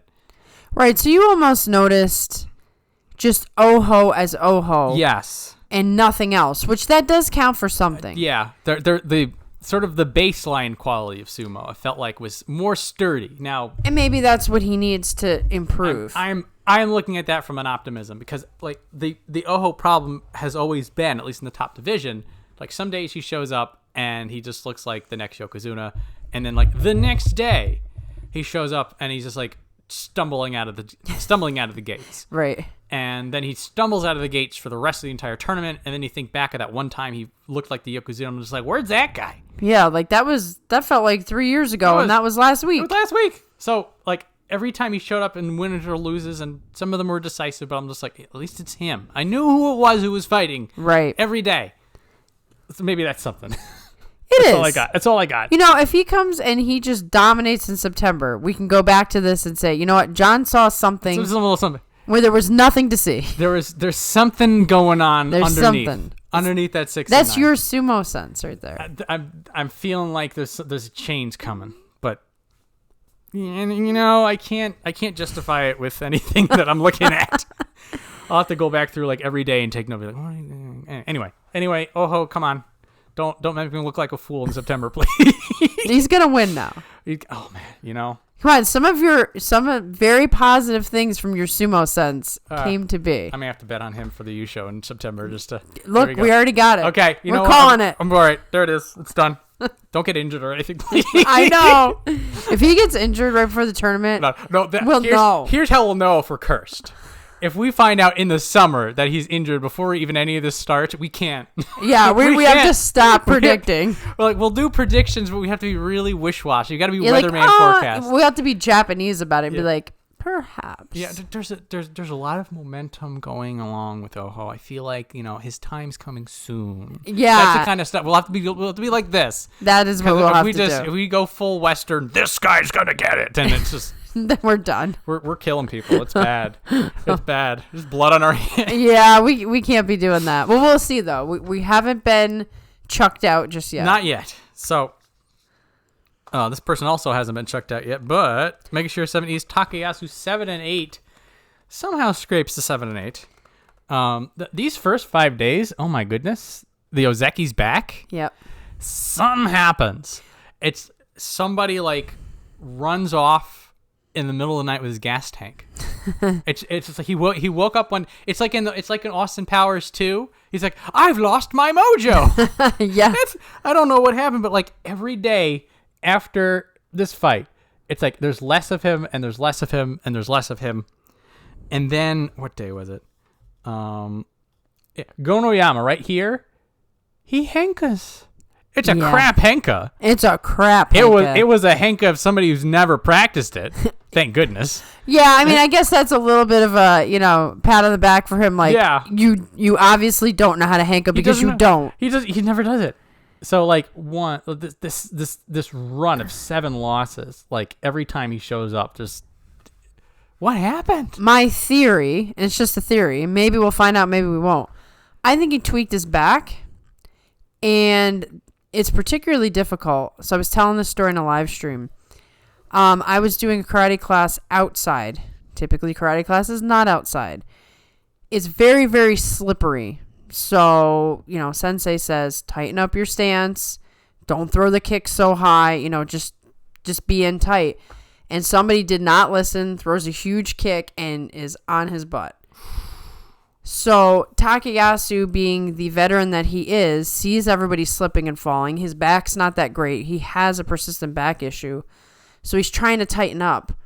Well, if you've got a bad back, tightening up doesn't work either. Like, you're not going to slip and fall, but your back can't handle the tightening up. So I kind of think that he just couldn't do anything. It was a perfect storm of like, I'm not injured enough to get out of the tournament, but I can't do anything. That's an interesting angle. So you think that he sort of overexerted himself trying to be too safe. Yes. And sort of like all the days of him like sort of tightening down to the core just like re-injured the back. Right. He just locks up at this point. So now you're tightened up not to slip, but then you go to do something and you have no movement. So you're just pulling the back around. Right. And then you're just a block that somebody can just push. And all Takayasu could really offer was like, maybe I'm just big enough that some of these guys can't push me. I don't know. He's not going to be able to do anything against a pusher thruster like Gonoyama. So he's like, all right, I'm going to throw a hanka. And he's a young guy. He won't see it coming. And it's like, that was a really bad one. That's like the worst hanka. Please don't ever do that against Hoshoryu because Can you imagine what would have happened? Oh my god. Oh my god! Like he may have just like thrown a fist. Yeah, Anyway. Yeah, it would not have been good. Oh man, that would have been that would have been a bloody dressing room at the end. So I'm really hoping that Takayasu comes into September different, and that really it is just all July. Forget about July. Just take every July off. And he did get these last 2 wins at the very, very end were useful because 7 and 8 should keep him around this age. Yeah. So he's not gonna lose ground on the bad back. Probably not. I mean, he's got a couple of guys. He might fall down to Nishikifuji or Sadanoumi territory, but he's got his whole reputation on top of it all. They're gonna be kind to him in the banzuke. Yeah, I think. But just that was so. This stretch right here was so it was weird, painful to watch him. So bizarre because it's like around here, it's like he's mostly there, and then like here, like the Hakuoho fight, all props to Hakuoho, and Takayasu did give it. Yeah. But Hakuoho was just like, wait, I have a chance. He didn't show any sort of intimidation, even though I'm sure he did feel it. He just was such a professional in that match. So that's when I first said, yeah, okay, the hype is real. Yeah, well, the fact that you can put dirt on top, like even a Takayasu with a bad back, if some newbie shows up, Only third tournament in. Yeah, the guy that still doesn't have a top notch. Isn't he 19? Yeah, He's not even. Yeah, he turned 20 in August. Yeah. Okay. So. Yeah.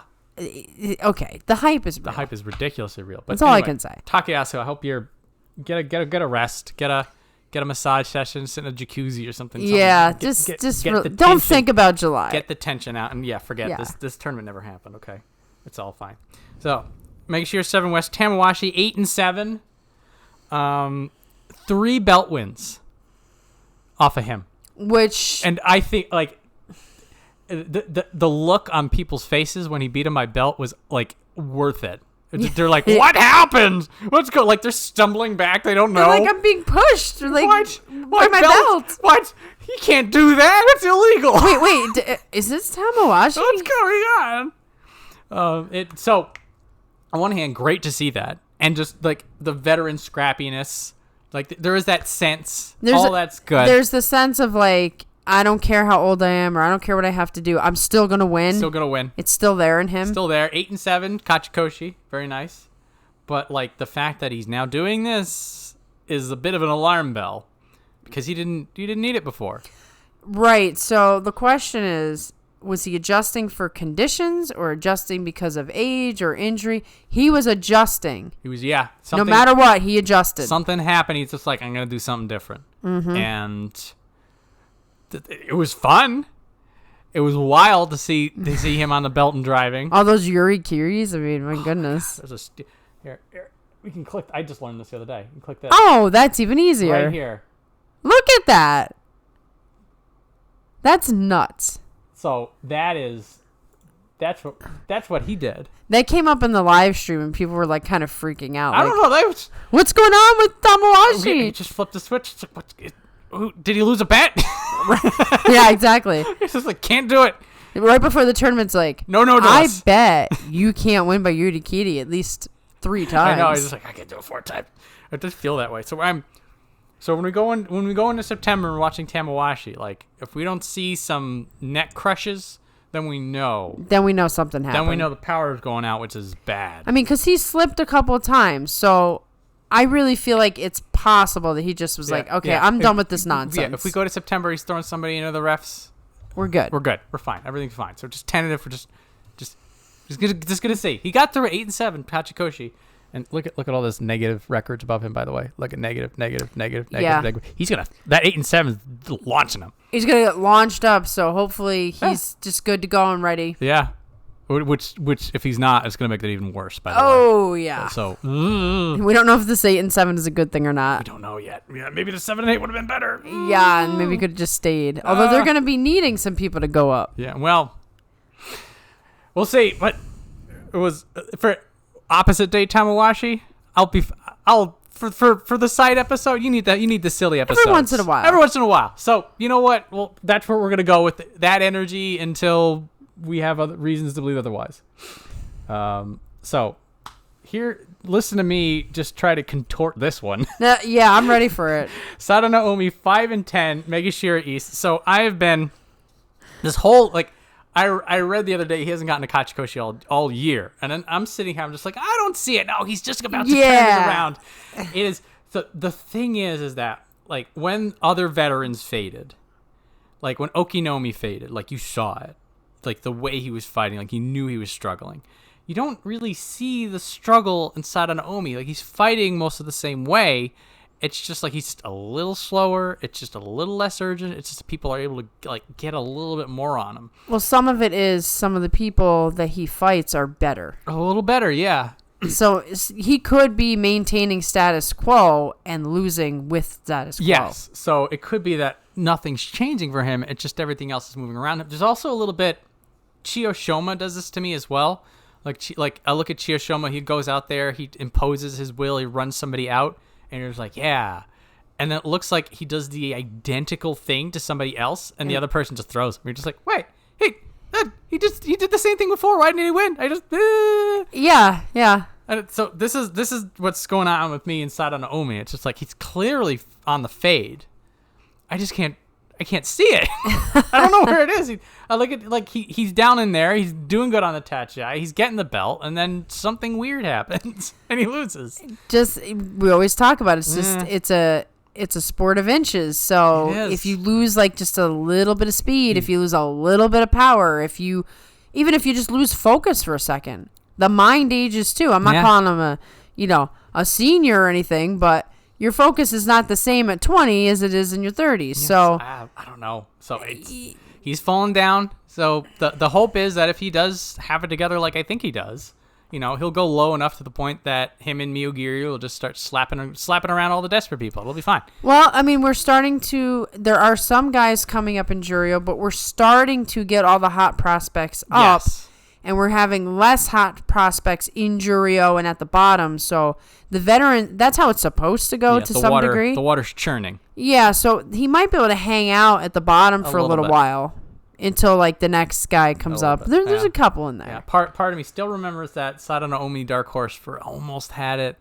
That memory's strong in me. So maybe that's why you can't let go. I can't. I'm just give me a good underdog. You're not ready. I'll be with him the whole way. But, and then you have the Nishikigi story, so it just furthers. Yeah, it is. It's just reinforcing the veteran who doesn't know how to quit. Yeah. That's like one of my favorite stories.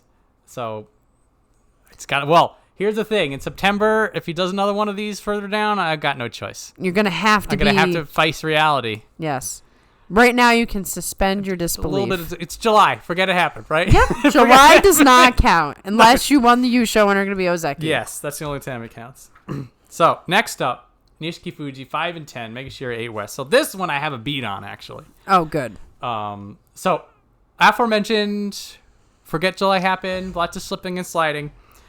So, when Nishikifuji came up and why we, instantly fell in love with him, it's that, he was doing, pint-sized Terunofuji, really good power, the reflexes, the grappling, everything was seen there. Every single win outside of Oho panic pulling. So the 4 of those wins, slap down.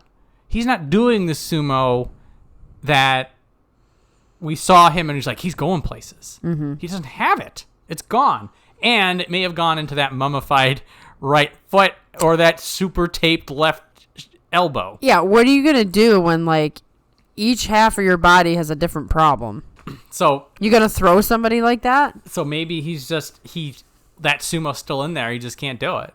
Right. So this would just be a case of injuries are pulling him down. Yep. And it was earlier on, there was a scandal, messed with the nerves. Then Terunofuji had his own things going on.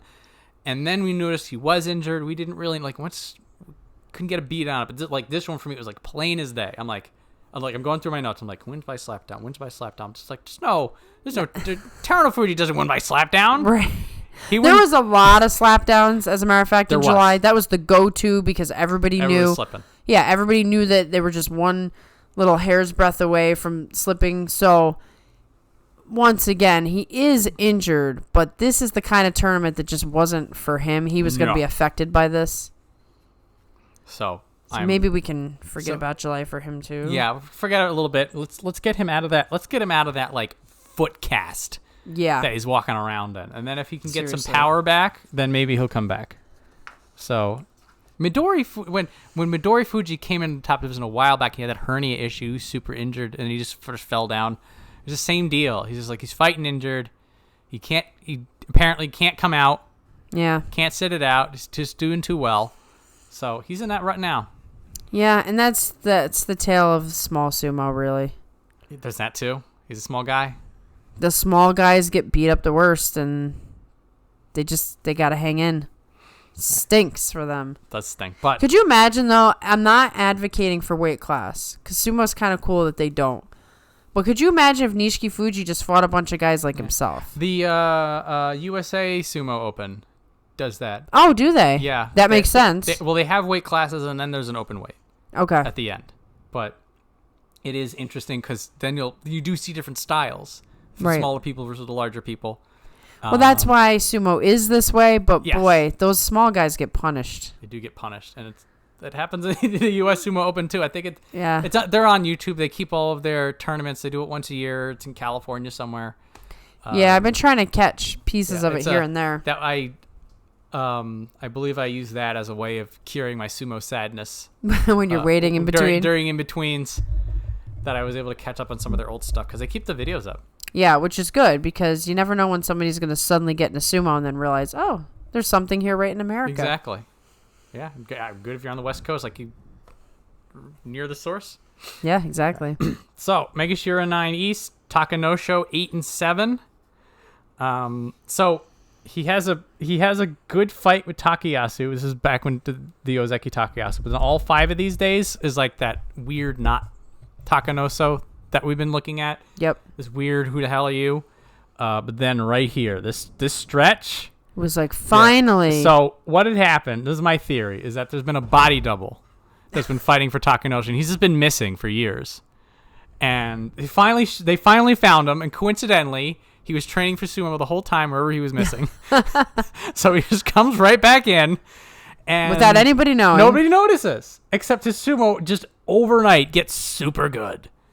Super, like, Sanyaku style, power, focus, precision. We're in the slippery environment. The guy we used to see.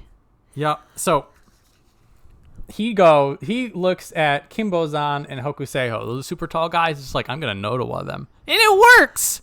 We haven't seen the Nodowa from him in quite some time. You know, I almost picture another version of what happened, which is Takanosho goes to Takakeisho, who's injured, and they have a talk. And you have the violins are playing, and Takakeisho says, I need you to fight for me. We need the Takas to make a comeback. And Takanosho says, yes, senpai.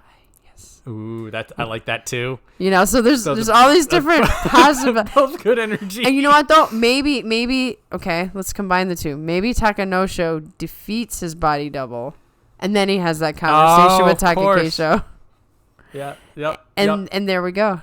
That's the story. That is a true, real to life account of why Takanosho just opened up a can of beatdown. Yeah, seeing him like reaching like he wants to be called by the teacher up yeah, to Hokuseiho's neck, and then Hokuseiho's just like, oh crap, right, and then runs him out. I was like, what? Yeah, like right before that match, Miyagi was like, oh, Takanosho's falling apart. You'll be okay. And then it's like, watch this. Boom. So this is we've not seen this in like a year, it feels like. He's been off adrift. This was another shocking thing that happened where all of a sudden Takanosho came back. Yeah. And beats Daieisho on the last day, by the way. Yeah, because it was getting a little shaky there when he lost to Gonoyama. I mean, Gonoyama is the new hype. He's the new hype. So 8 and 7 is not on paper not awesome, but for him it is. 6 of those 8 wins right there, that nice chunk in the middle. Oh man, we've been waiting for that. Especially because he started off 0-5, so it looked like here we go again. Here we go again. And no, not this time. Oh man, good to see it. All right, so I'm so hyped for this part. I can't handle it. I'm gonna preface this. I'm gonna say thank you, Maria, and thank you to everybody who's on this boat with me. I know that Maria's the bless you because you're able to do these live streams. You do the community outreach. I do a lot more of the analytical stuff. Like this is how we just we broke the work up basically on our natural dispositions, and that like I like the analysis of like trying to figure all this stuff out. I write all the notes out.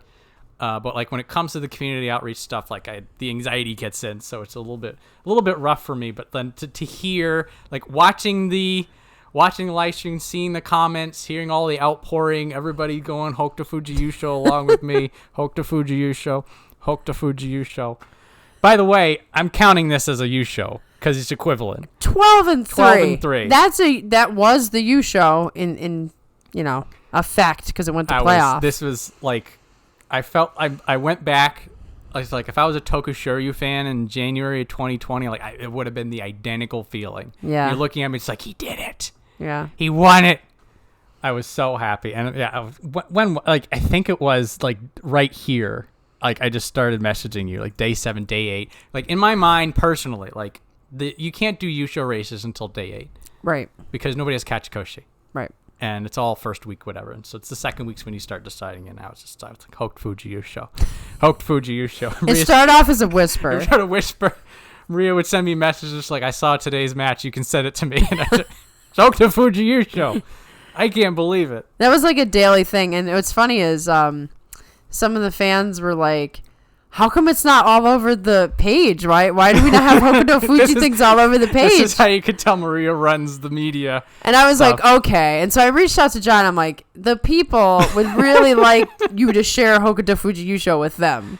So hence our 5-second video that has more views than some of our early videos. All the early stuff. Which is kind of funny. So again, thank you everybody for being like, the feeling of community, knowing that everybody's along on this silly ride with me.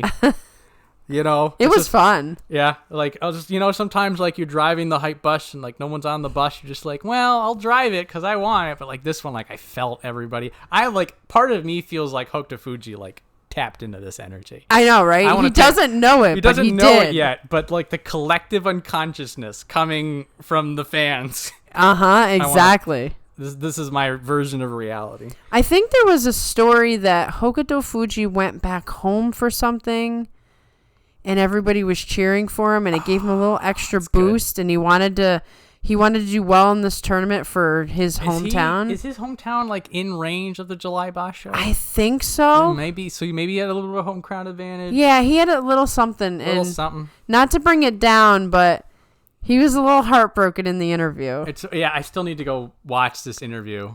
Yeah, but he really did everything he could do. He's 12-3. You've got a 12-3 playoff against Hoshoryu, who he's going on his own thing. I mean, it was nice after all those losses that Hokutofuji's been getting. What has it been, like 2 or 3 years? So, like trying to have some semblance of objectivity. I think the big thing for him is that his lower body's finally coming back to where it was. Okay. And so he's still a little taped, maybe not 100%, but like the ability to keep balance, to hold fast, to push a little stronger. Another guy with belt work, by the way. Yes. He was a maniac. He goes to the belt on Wakamotoharu. That was some gutsiness right there. I love the look on his face. Where he's just like, oh man, I guess we're doing this. It's like, yeah. Yeah. It's sort of like, didn't work out, but it's sort of like when you're a kid just learning the bike and you can sort of go on the bike and then like there's the first big hill you go down. And it's like your legs are going faster than you can pedal, so like your feet go off the pedal and you're like, oh man, this is so fast. You don't know what's going on. You're just in the moment. That was like the kind of face. And then Wakamotoharu just threw him because of course. Yeah, he's kind of looking at him like, really, dude? Yeah, Wakamotoharu was just like, okay, I need these Ozeki wins, so you go. Exactly. But oh man, so for a lot of people were like go into September and we'll just forget all this happens. Like I'm the opposite this way. I'm just like, who cares? Who cares? Though we didn't get to have our week or month-long celebration, you can still celebrate. I got this. I got mine, okay? Yeah, exactly. Even just this is enough to sustain. Like, this may never happen again. Maybe Right. it will. We'll see. But, like, if Hokutofuji just, like, fades into obscurity for the rest of it, like, I got this moment. Mm-hmm. This is the moment. This is the Takakeisho gets the Yusho moment. This is what happens when you bet on the weird underdogs, okay? Eventually, it's got to come out. Eventually, it's got to come up. So I got it. And, yeah. But, yeah, by the way, he gets a little bit of luck on this. So the first time he fought Hoshoryu was going to brace against the straw bales. Hoshoryu overshot the mark. And his foot went out. If that foot didn't go out, he would have lost. Exactly. Exactly. So... bit. That's the thing, right? Inches again. Divine to come close enough to be in the playoff at all means a lot. That means so much. So what will also be interesting is with the 12-3, and again, this weird Makakoshi vacuum. He's going to find himself right back to where he started 2 years ago. Right. He's going to go back to where he should belong. Where we feel like he should belong. Right. We'll see if he we're really gonna find out does. if he doesn't belong.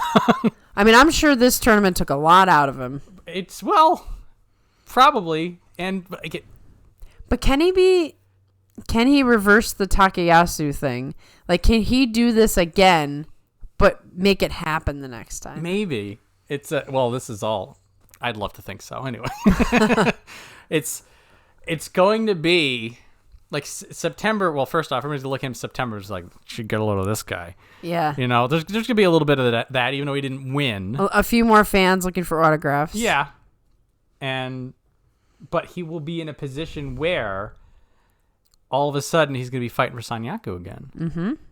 A little bit less of a logjam now than there has been historically. So if he looks at this saying this is his chance to make a run for it, and he could pull a Tamawashi and just slip his way in, pull a Nishikigi. Yeah. So there's hope there. There is hope. There is. Yeah, but as far as I'm concerned, he can do whatever he wants for the rest of his career. Well, I'm sure you'll never stop sending me messages of Hokutofuji. No. That cannot happen. He'll be retired. I'll be sending you those messages. Well, if he becomes a coach and any of his guys get a Yusho, you can still say it. So, yeah. Oh, yeah. Yeah, he becomes a coach and we just send him it's like Hokutofuji Yusho. It's just like, he's just like, go away. I'm just like, never. Never stopping. I'll go away. So, once again, thanks to everybody for the warm wishes. And oh man, be fun. All right. Trying to be serious again. Megashira Tennis, Kinbozan, 7-8. Loses the 7-7 match with Meisei, which is a little rough, but he has to fight Meisei on the last day. That's rough. All it is. Yeah, anybody who has to fight Meisei on the last day who's looking for a Kachikoshi, I wish you luck. Oh boy, the scrapper told to dig deep because Meisei's 8-7, by the way. So where did that 8th win come from? Him. Mm-hmm. Sad day. So Kinbozan feels like he's good but not great. Is sort of the way that I'm pulling this together. So we're talking, like, we talk about Myogiryu and Sadanoumi and that, like, they're doing their thing. It's almost everyone else moving around. Starting to get that vibe from Kinbozan. And because he's got, when he hits the Tachiai well, he's terrifying. And he'll do well on offense. He'll do well on defense. Like, I feel like if he has a semblance of control, he's in a good spot. It is that brand of sumo kind of a deal. Like, if I can do my brand of sumo, I'm good. Now, part of me, though, wonders is this the hot prospect cooling down? Like, is Kinbozan sort of just, like, finding he's at his end of his rope and just trying to make it do? Or is it just him just, like, downloading information and just evolving? Is he the guy who comes back with a pad and paper just like, I need to do this? Well, it's still pretty early for him. He's still so new to sumo that there's time for him to evolve. Yeah. I think he's perhaps I think you're onto something with the control thing. I think he's a little nervous. Like, I think just continuously tentative, worried. He's a worrier. He's worried about a lot of things when he's in that ring. And when he feels like he's in control, that's when he wins. There's no worrying. Yeah, so it's almost like he doesn't have enough self-esteem that when things are going out of control, he can find a way to take it back. And perhaps that's new guy stuff, but I'm guessing that's like part of his personality plus new guy stuff. Yeah. You'll gain confidence over time, but it does seem to be his personality to be a worrier. So he's in it. Like, it does feel like there's like the lag almost, the not responding to things. Right. It's almost like it seems to me like he thinks he can't. Like, he's got to control the situation, but you so very rarely are controlling anything in sumo. You don't. You have to.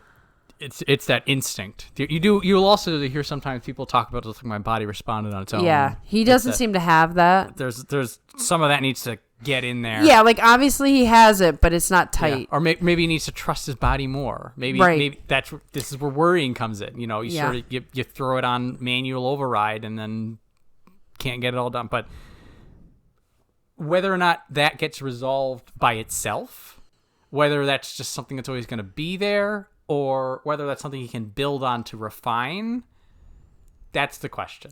Right. It's just time will answer a lot of this. So still feeling things out. I mean, a 7 and 8 at Megashira 10, not the barn burner. No. Anymore. But you don't need steady-ish. Yeah. I mean, you don't need to burn barns. Kirishima is now the poster boy of incremental gains. Right. The over slow time journey is as successful as a hot prodigy that we'll be talking about in a minute. Mm-hmm. So stick with it, Kinbozan. He is still fun. He's nice and big. Yes. Nice to see the young big guys. Young big guys sticking around with us for a while longer. Next up, Myogiryu, Megashira 10 West, 6 and 9. He's like the soul of the veteran. He like Tamawashi is like he's like this weird edge case because he doesn't seem to age, or maybe he is. We'll see about that. Right. But like Myogiryu, like scrappy as ever, static, reliable, like the rock of foundation from which you can build sumo from. Right, like he's at the other end, and everything just kind of falls to him, and he pushes it back up. Yeah, it does feel. And so the 6 and 9, I'm again like I will judge the state of everyone else based on how well he does against them. Mm-hmm. The 6 and 9 means that he's pushing down, so the quality of sumo is going up a little bit. The barometer is dropping. Yeah. He's always fun to watch. He's always in it. He's always giving it as well as he gets it. He's senpai for many, many of the guys. Yeah. Beats Konoyama, so still got something going on. Teaching the young kids. Teaching them young kids. I love Myogiryu. I hope he sticks around. I don't think he's on a list yet. No, I think he's strong enough to stay in there. He's getting beaten by the younger, hotter guys. Yeah, I feel like this is a step back, but he's not tumbling yet. He's not on any watch lists. Yeah, I wouldn't put him on any watch lists. Keep in there. I love you, Myogiryu. Next up, Megashira 11 East, Kotoeko 8 and 7. So we were talking about how he was like just barely figuring something out. Like the more of the small man, strong man sumo is starting to come out. Like I had mentioned, like he like runs around Hokuseiho to beat him. A lot of people who are just physically bigger than him, he's able to outmuscle them. He's able to outdominate them. Which is really fun. Very fun. But he went into the stands at least 3 times. I think 4 times. Actually, I think Tobizaru threw him. Yeah, you're right. We just said. Yeah, Tobizaru passed the mantle of being thrown into the stands. So some weird conversations must have happened before this tournament because Tobizaru became somebody else. Kotoeko became someone else. Takanosho came back. There's like a whole storyline we don't even know about. He was also one of the most prone to slips. Yep. So it is almost frustrating because it felt like parts of it was like, oh, this is the breakout. Then he's thrown into the judges. Then he's elbowing people in the front row as he goes tumbling into them. And they're like, oh, I hope he's okay. Yeah, I think it was Shonanoumi that like he throws, like he gets thrown and then he's like running out because he's staggered. And he like knocked over and 5 he knocks people. Over, like bowling ball knocks over people. So he's still not quite there, but I feel like this is the closest we've seen to a complete package that's been in a while. Right, and so perhaps once again, in September, we might see something dramatically different. Like maybe some guys were working on some things, and July was a good test place to do it. Yeah, July was trying to run this out. Exactly. So, it seems positive for Kotoeko. He gets the 8 and 7. He's starting to show what we liked about him, and he gets to go to a tournament where you're not slipping all over the place. Yeah, so it's there. So he'll have. I feel like even with an 8 and 7, he'll have a lot of momentum going into September, and then September will let us know whether it's still this weird hot and cold or if he's finally putting something together. Right. So somebody who's not putting something together. Megashira 11, Tsurugisho 5 and 10. We were wondering if that spark of whatever the hell is going on in May would follow him. And unfortunately, the answer is no. Well, I don't think it's much of a surprise. This is actually what I expected, simply because I think he ran out of gas. He gave it all in May, and he's an older guy. He needs time to recover, so it might just be like his energy is not back. It felt so. He did day 5. So when he fought Kotofuji, like as soon as he stepped out, he did like grimace and he held his wrist. Oh yeah, I remember that. Now, was that a sprain or was that something that just made the rest of it even worse? I mean, worth noting he was 1-4 at that point, so that wouldn't have been the only thing going on. Right. But if he was fighting with some sort of an injury, or if he got one at that point, then he's already going to be in a bad spot. Right. But in terms of sumo, like I felt there was a lot of days that it felt like he was just there, and it's just like, try and move me. Like, right. He wasn't attacking. He wasn't like there was that aggressiveness, that fierceness in that May he had in May. Yeah. that wasn't there. Now, spark and fade. Maybe this is. There are other veterans that sometimes like they'll have their good bashos, like they're determined that everything lines up and then everything falls out of alignment and they have to wait for it to line up again. Yeah. Too early to tell what exactly we're seeing with Tsurugisho right now. Yep. So whether he's just taking a rest basho or whether just whatever happened in May was the exception, we will learn to see. So the good news is, even with a 5 and 10, he's probably safe. I was just going to say, I think he squeaked out just enough. So Wakatakakage being basically a free slot is going to help a lot of people here. Yeah. And also, Juryo, unless they want to over-promote somebody, didn't actually have a lot coming up. I can only think of 2 people there's 2 people who are guaranteed. Roga went into the last match with Daieisho and lost, and he would have taken Daishoho's place if he won.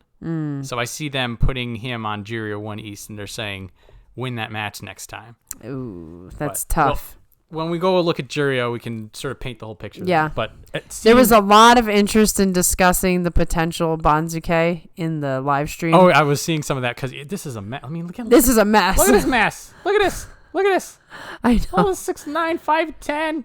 So you're 4'11". like you were saying a little bit earlier. You're the technical guy, so you're actually the guy that they should be talking to. Yeah. Oh, I about what you think is going to happen, because I'm like, it's too much for me. I will say bad news. I've been starting to play Guess the Banzuke. I'm doing poorly. Though in my defense, Guess the Banzuke is actually hard to score because you have to be exact. Okay. Or east-west.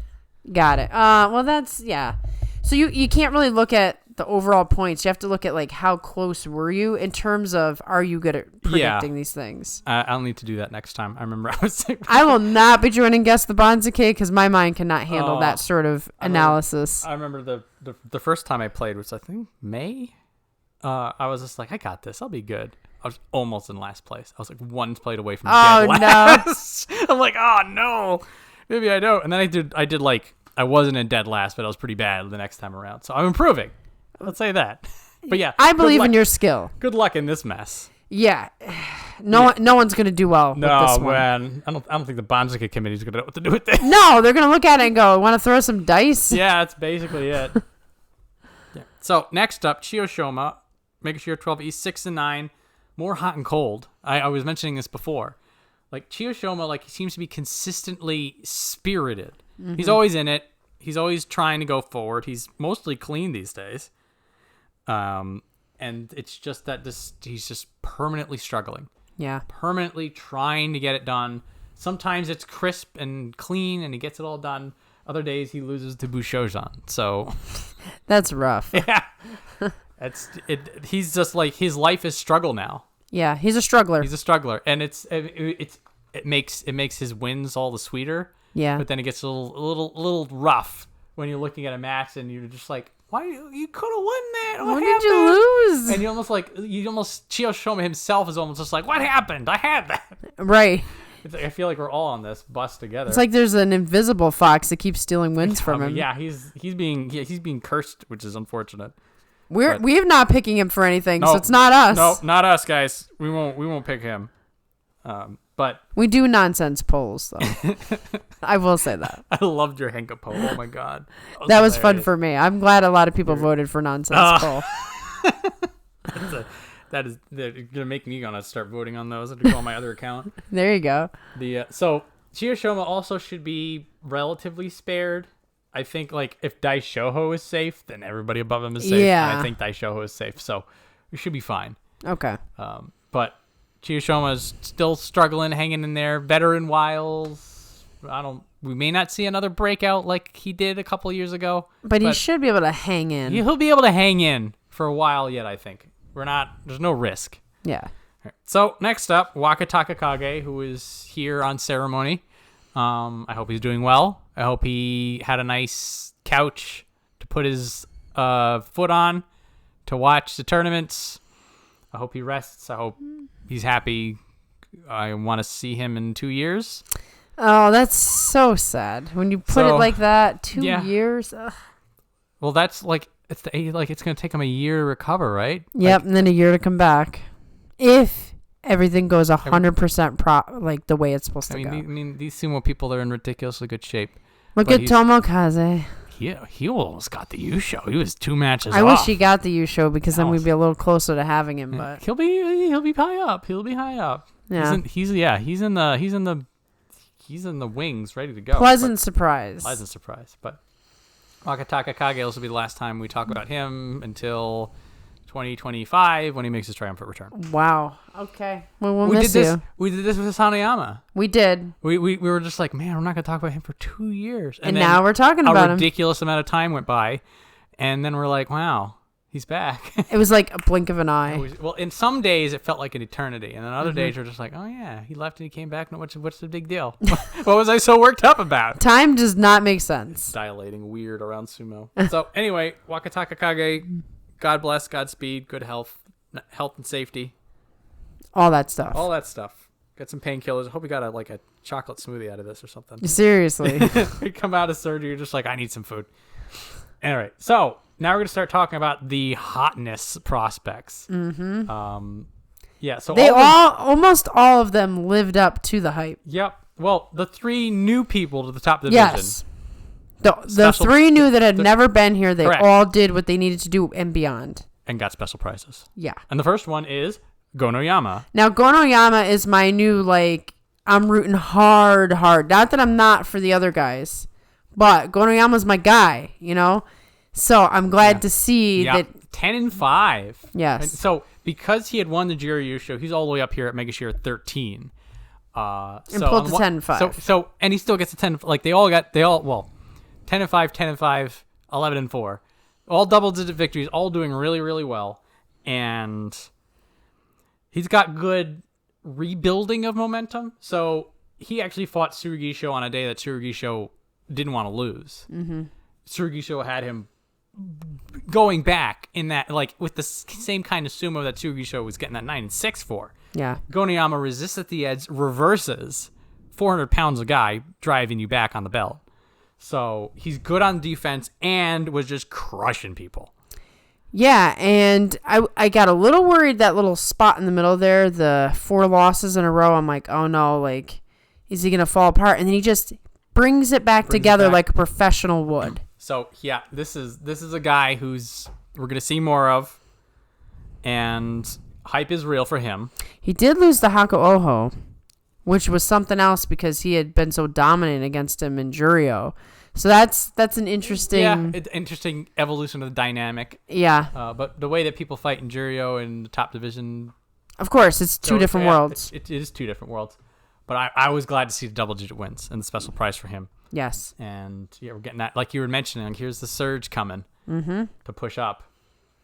Yep, okay. You better get out of the way. Get out of the way. It's a lot of man to get out of the way of, too. Yeah. Promising prospect. He's going to get stronger, too. That's the thing. Being in the top division, as long as he can keep himself healthy, he's going to get stronger and stronger. He's one of the guys for sure has potential to jump up there. Yep. And excuse me. September is going to be a good time for him. There's a lot of stuff going on in September. Well, so he wasn't fighting the Tamawashi that we're used to, but him beating Tamawashi said a lot to me. It's like Tamawashi definitely wanted to show off and beat the young kid, and Gonoyama could not be defeated. It's good. Positive sign. I want more. September for him is going to be a fun time. Mm-hmm. Next up is Koto Shoho, Megashira 13 West, 7 and 8. So, good news, bad news. Bad news, 7 and 8. But the good news is his issue is no longer doubts or mental issues. It is all whatever injuries he has, and also another person who is prone to slipping and slapdowns. Yep. But beforehand, it was all mental. He falls into Juryo in that weird haze. He's lost in the forest, doesn't know how to get out.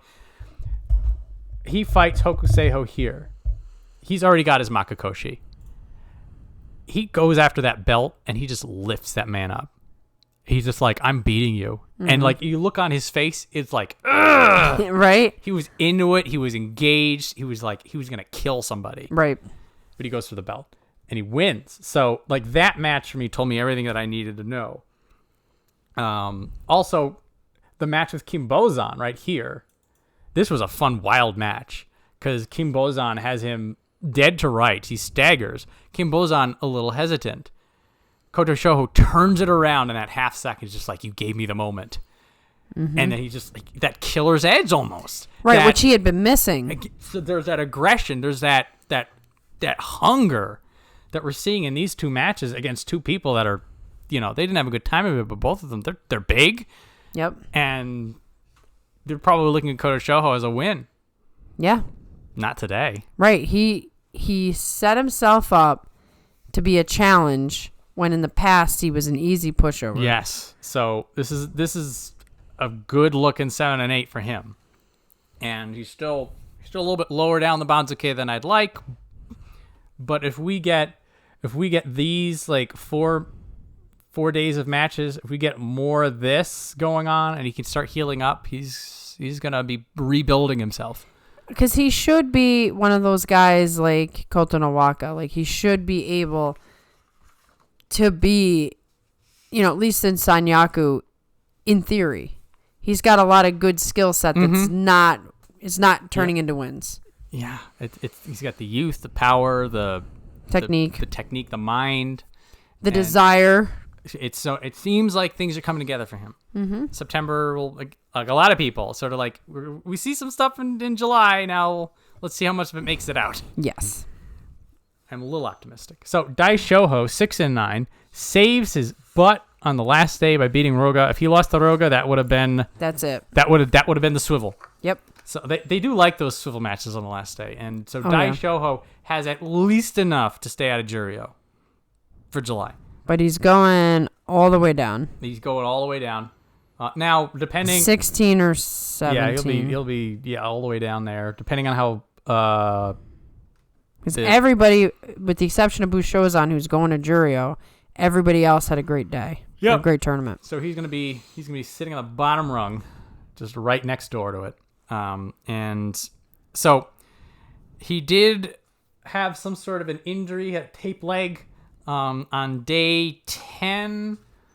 I think he was fighting Takanosho. There was was that a Tori Naoshi? But there were so few. I can't remember. I think he did a redo on on the second match. He tweaks his leg a little bit. He's limping. Things aren't looking good. So has his existing issues of if people put the pressure on him, he can't deal with it. Mm-hmm. Add in some potential injuries. And then this is a guy who was having some issues. Does get a slip out of Hakuoho. So, sometimes it's better to be lucky than good. Yeah.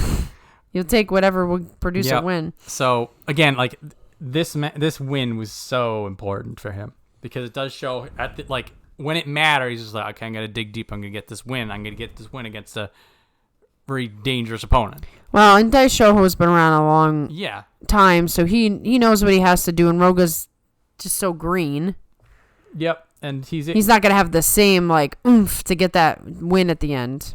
Yeah, and the veteran sense, a lot of reaction wins. Yeah. Not a lot of his typical smothering wins, but he got enough. So unless they want to promote a third person, which I don't think they're in that mood. No, I think it's going to be two people up. If it was Ochi, Hakuoho, sure, but these Not guys, this time, no. We'll look at Juryo in a bit, but I feel like he's going to be at the absolute bottom rung on death's door. Yep. Which he earned. He did. He got it. Well done. Well done. You got a D. Hey, D for diploma. You know what I mean? Yeah, right. All right. Megashira 14 West, Shonanoumi, the man whose name I will have difficulty spelling for a year because that double N is in the second set. Yeah, that's rough. I'll figure it out. 10 and 5, special prize, newbie, and hot prospect, here to stay. The cool, calm, and collected. Cool as a cucumber, like that Asanoyama level calmness. Mm-hmm. Pressure coming at him all over the place. He's just like, I'm going to stay calm.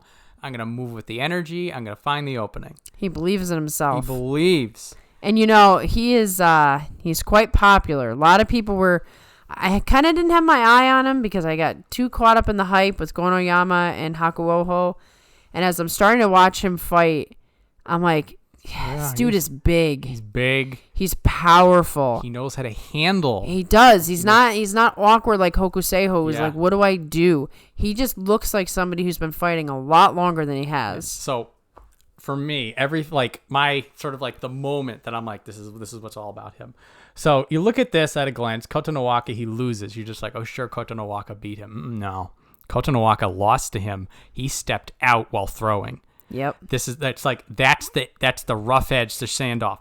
Like on the replay, Shonanoumi had him by the belt, chucks him. Kotonowaka is in the air, but Shonanoumi had stepped out while doing this. Right, and that's one of those things that's the sumo sense of where the straw bale is and all of that you will fine tune with years of experience. Yeah, so he chucked. I'm looking at this. I'm like, he chucked Kotonowaka. Kotonowaka got a little lucky.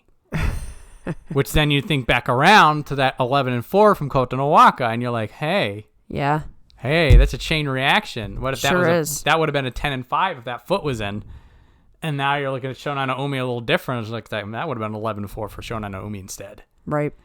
So don't keep. He's not as flashy. He's not as super strong as Aoiyama or going after Yushos on the first go like Ochiai, but don't take your eyes off that guy. No, he's going to be in there battling with all the class that just came in. He's just as game as everyone else. He's just quiet about it. Just wait. Just wait until he's got, countless battles against Hoshoryu. Yeah. Kirishima. Very exciting. Very exciting. It's almost more deadly because no one's looking at him. Here's the thing. I think we all need Takakeisho to come back somewhat healthy just to see the young guys fight him. Because it'll show you how strong they really are. He's the battering ram. Yeah, like if you can take on Takakeisho, like a full-on power from Takakeisho, it would tell us a lot about them. It will. Obviously Terunofuji, but I'm a little afraid we're not going to get that. I would love to see them all fight Terunofuji. He may be done for the year. He might be done, yeah. If he comes back in September, show's on. Yeah, show's on, exactly. Aoiyama, go fight Terunofuji right now. Oh, I love it. I would love it. Oh, man. So, well done, Shonanoumi. Another special prize, well earned, and September is going to be very fun for them. Mm-hmm. So, next up, Ryuden, Megashira 15 East, 10 and 5. So, we were concerned about him. He's on a downward tumble. He gets this 0 and 4 start. Looks lost and scared. Looks like, he's falling apart. And then, like, him and Takanosho, they both just found themselves, and they go on a tear. 10 in a row. 10-win streak, beats Nishikigi on the back end. So this is Nishikigi fading, the pressure's getting to him, but Ryuden's just like, no pressure here.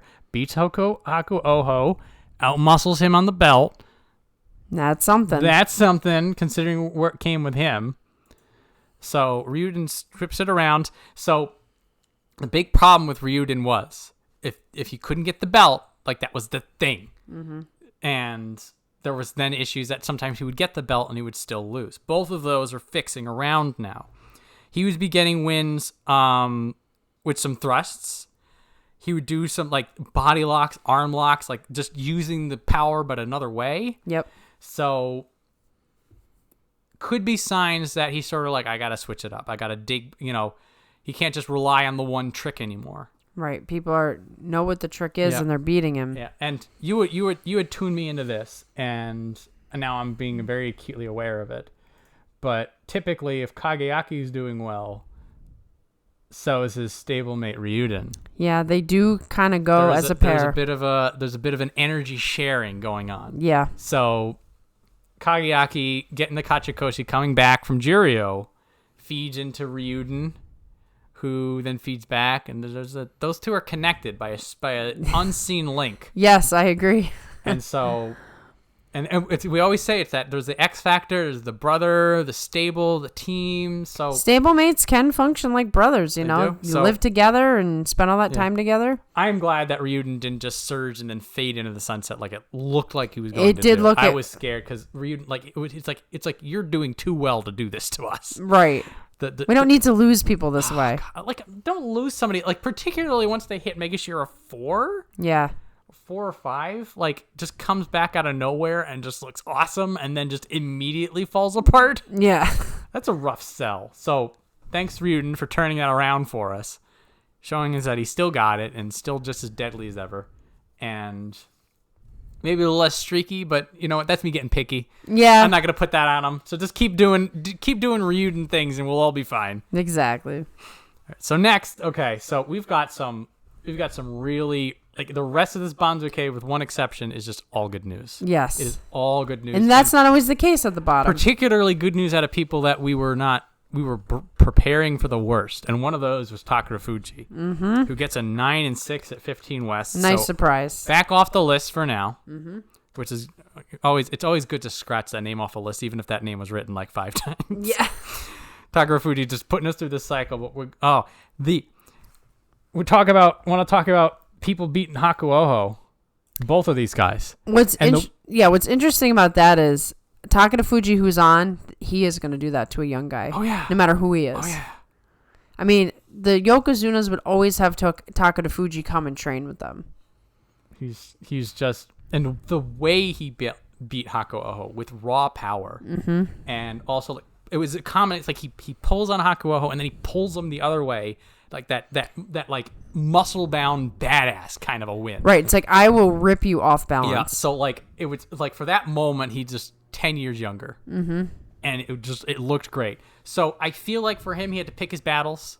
There were some days he was on, and some days he pulled it back a little bit, and then it was just sort of like the Takanosho fade. Yeah. But the fade is kind of in him, but he's good enough that he can fight against it when he wants to. Yeah. So the thing is that beforehand, it, like, he was almost frustrated because he couldn't tap into it. Yep. Or when he did, it didn't work out his way. But this time, it definitely worked out for him. And, oh, man, seeing him just manhandle people, I was just like, he's back. It was nice. He's back! Yes, especially with Terunofuji out. We need to have somebody hold it down from that stable. Yeah, we need that Fuji power. Yes, we need the Fuji power. So, throw all that out the window for September, because we're starting with a clean slate with these, they have to pick their Yushos, pick their battles, pick their everything. Yep. But good to see he's off the list. Yes. And going to be higher up enough, I feel, to be around for a little while longer. Which is really the goal right now. It's a goal. We don't want some of these people, we don't want them to go. So thank you, Takafuji. I'm not ready to say goodbye to him yet. Oh, definitely not. Right. So another good news, Endo. Surprising 5, also. 16 East. I was so scared that injury tumble, that was going to be the beginning of the end. In the back of my mind, I'm like, I was of two minds. I was like, on one hand, I'm just like, he's still, he's a young veteran. He can still put it together. He's in good enough shape. He's going to thrash down here. And the other side of my mind is just like, that's it. He's not coming back. And I'm just like, I'm back. I didn't know what was going to happen. And look at this. Right here, he's part of the U show. I know. I really had high hopes that he was going to make another surge, kind of like what Hokutofuji did. I thought that was going to be Endo. And then he just sort of... Yeah. Well, so these 3 losses here were equal parts fade and also just having to fight Yusho level opponents. So this is Nishikigi on. This is Kotonowaka on. And this is Hokutofuji wanting the Yusho. Wanting it. So these three losses here at the end when he started to fall away... Yeah, because then look at these. They give him Myogiryu, they give him Nishikifuji when he's out of the picture, and he's back to thrashing people. Right. Because he doesn't belong here. He's too good. Right. And this is what we wanted to see, though. Exactly. This is what we wanted to see. Endo is single digit Megashira kind of guy. He's a 5. He's a 6. Mm-hmm. If he's doing a little better, maybe he can make eyes at Sanyaku. I don't want to put that pressure on him yet. I want him in the top 8. Right, because that is where that's where he belongs. That's where he belongs. A good test for people who think they're hot stuff. giving the Sanyaku a little bit of a scare, putting, seeing who's napping that day. Right. Some days it is endo napping, but that's neither here nor there. Yeah, less endo napping days and more other people napping days. Exactly. If anybody's asleep, endo is gonna take advantage. And here's Shonanoumi, here's Gonoyama, here's Kotoshoho who's trying to do well. So he's thrashing them youngins. Yeah. I like it. I was so happy to see that. So next up, making sure 16 West, Bushozan, who drew the short straw, 3-12. Yeah. I give him. He has the same issue that Mitoryu has, I think, in that he's clearly better than Juryo, but he is not ready for this yet. Yep. So we were talking at length about how there's that massive gulf between being in Sekiwake and being in Ozeki, and that is just a massive, massive gap. Bushozan is showing us that gap exists at the bottom too. Yep. And that the step up from Juryo to the top division is a huge gulf. And there are some people that, particularly when you have somebody who's sort of just bouncing back and forth down, you have your Chiyo Tairyu. Well, not Chiyo Tairyu. I prefer that happened. Well, Chiyo-Tairu did that a little bit. Yeah. It was more Chiyomaru. Chiyomaru did it. They would have like the career Jiro people would peep their head up. Yeah. And it felt like it sort of it blurred the line a little bit here and there. Well, Kageyaki's currently doing it a little bit, so you don't know where Kageyaki, and the judge's like, it is just a couple ranks up and down. It's just like, guys, remember, this is a big step up and a big step down. Right. And when you're talking about a newer guy, that gulf is a lot larger than a veteran who's struggling. Like, for me, like it's almost like for trying to like explain this, or at least for me to personally like parse it out when you have a lot of stuff going on. It's just like, you remember, like you look at the Bushozan and then you look at like the Shonanoumi, you look at the Hakuoho, just like remember, like Bushozan's what's supposed to happen. Yes. For somebody who's not ready for it. Right. These other guys are the anomalies. They're a little weird. It's a little crazy. Like we go back to Oho and about how like he came to the top division, it was a super struggle. Go back to Hoshoryu. Yeah. When he came to the top division, it was a struggle because that is a big, big step. And the reason I'm saying all this is that I'm hoping that Bushozan figures this out, because I still like his sumo. I think there's a good potential for him too. It's just it's a harder road for him. He comes up here and he's just like, this is a different lake than when I'm used to swimming in. Yeah. So he's gonna get chucked down deep. I hope he comes back again, because he had like double digits, 9, 6, 10, and 5 when they first got knocked down. Mm-hmm. And that is that, like when you see that rebound, that is I don't belong down here, I belong up there. And then he comes up here and they're just like, you don't belong here. And they're sort of like, he has nowhere to sleep. Nowhere to go. He's a refugee. He's running around. Yeah, exactly. Super, super uncomfortable. But again, in September, thrash, get a 9-6 down in Juryo again. We'll see him. Yeah. We'll see him back. Eventually, he'll definitely be back. I feel like he'll be back. We'll just see if he can handle it again next time. I mean, eventually they're not going to be able to say no to him, right? Right. That's the thought. That's the plan, eventually anyway. You'll get used to that big step. Right. All right. So, this one, I will once again thank everybody. If Hokutofuji accepted our energy and used that to go forward, then Aoiyama definitely did. We gave it everything we had. This was the spirit bomb. We channeled. We stood there with our arms up. We're like, please, please. And like right here, I was right here, 2 and 6. I was devastated. I'm like, it's happening. I can't handle it. And about like it was this right here. I'm like, don't get hopeful. Don't get hopeful. It's not gonna happen. And then he gets it. Like actually, it was this one here when he was 7 and 6, because that meant he could have been 7 and 8 and he would have stayed. Mm-hmm. So right here, these last 3 days, I'm like, oh my god, the 9 and 6, and then he gets the 9 and 6. Yeah, I mean, not only did he not fall like you thought, a 9 and 6 is a great score. So I mean, he dug deep. He knew it. He's just like, if I go down in the jury, I'm never coming back up. Yep. I think he felt it. Mm-hmm. And this like for me, this is almost like it's the Shodai clearing Kadoban almost. Yeah, it is. And that like he felt the gap coming. He's just like, I'm gonna fall. Mm-hmm. I'm gonna fall and I can't come back up. Right, So and with he the 9 dug and 6, he can actually put himself just a little bit higher. A little higher. Now so we have a lot of people with the Makikoshi down below, but there's a lot of people with the Kachikoshi up here. So I have a feeling that 9 and 6 isn't gonna get him nearly as much as he hopes for, particularly because there's only gonna be 2 people coming in.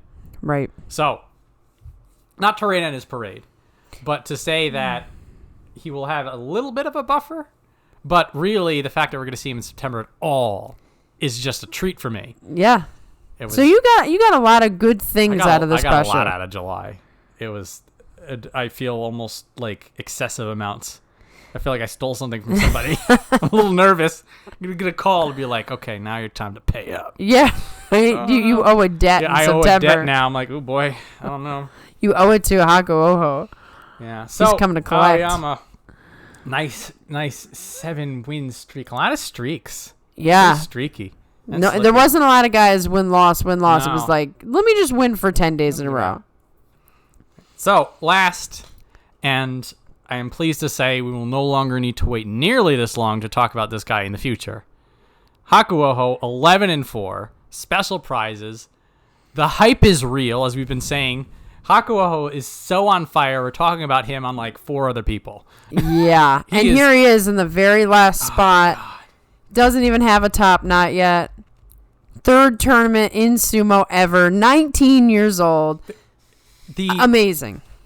Watching him, so many people have that issue that they'll stalemate out, or they'll be in a situation they don't know how to improve it. He doesn't have that problem. No.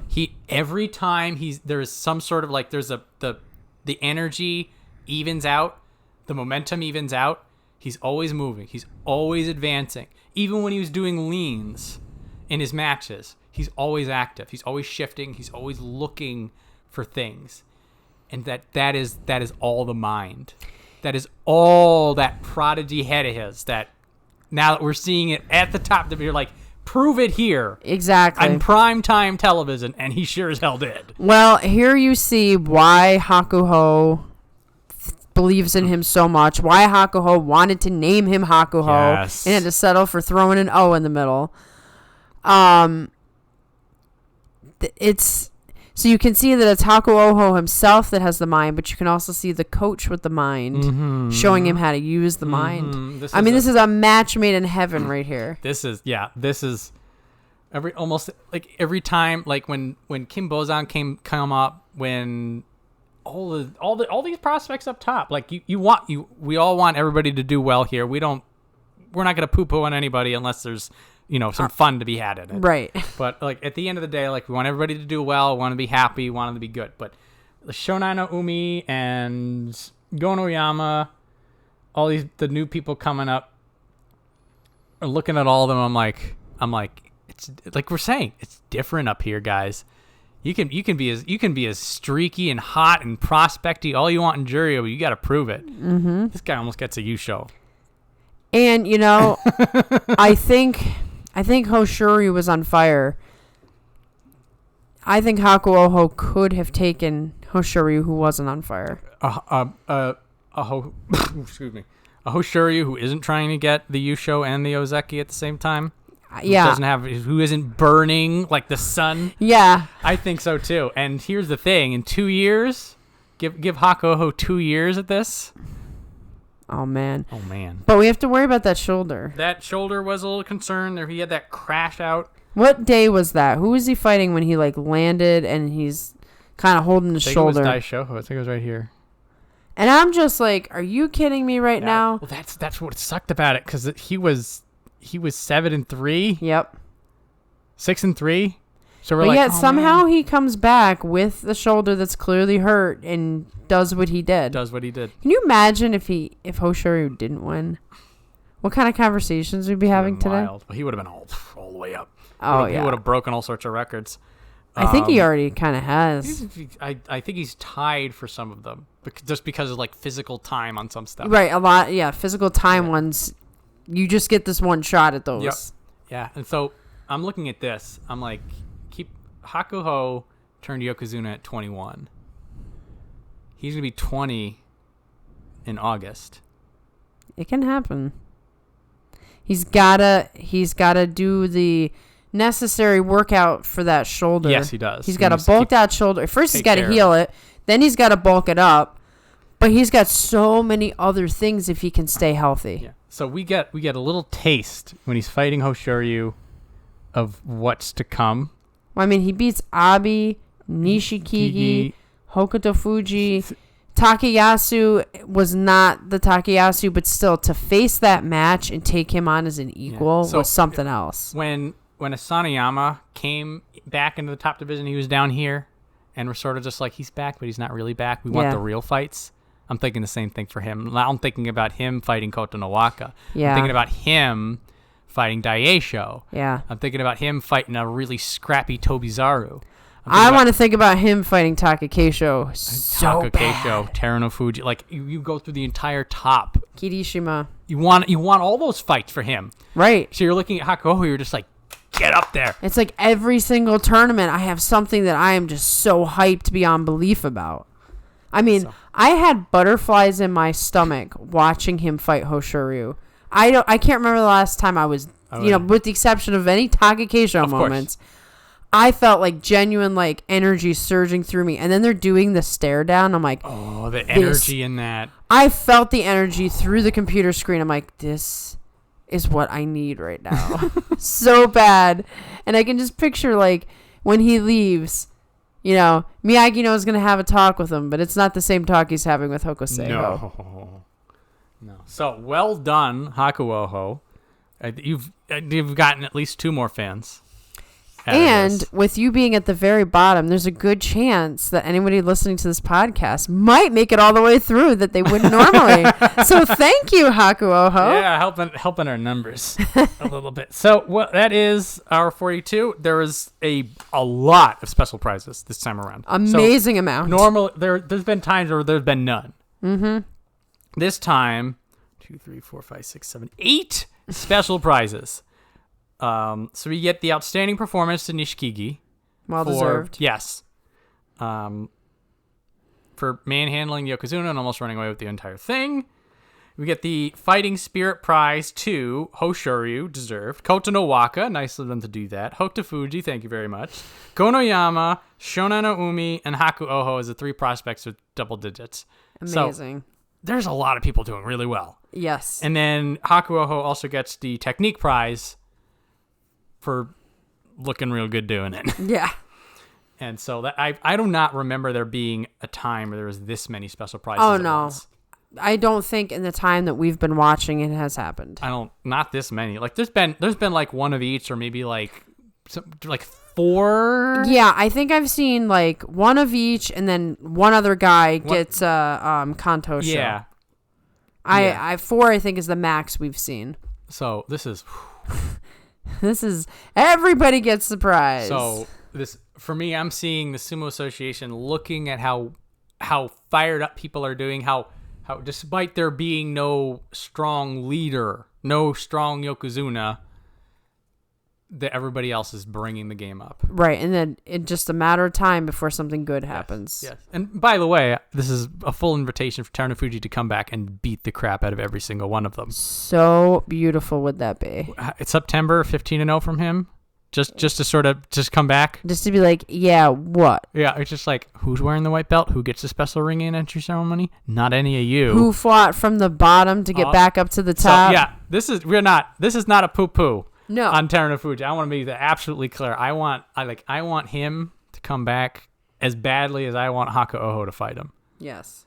I need that. We need that. So, top division done. Let's pop over to Juryo and start talking about some of that stuff. So, 2 people coming up are going to be Kageyaki and Tomifuji. Congratulations to Tomifuji, by the way. Juryo Yusho. Very nice. Here, Tomifuji is another guy with... Is he in the Fuji stable? Yeah. Okay, so these Fujis are outrageous. Yes.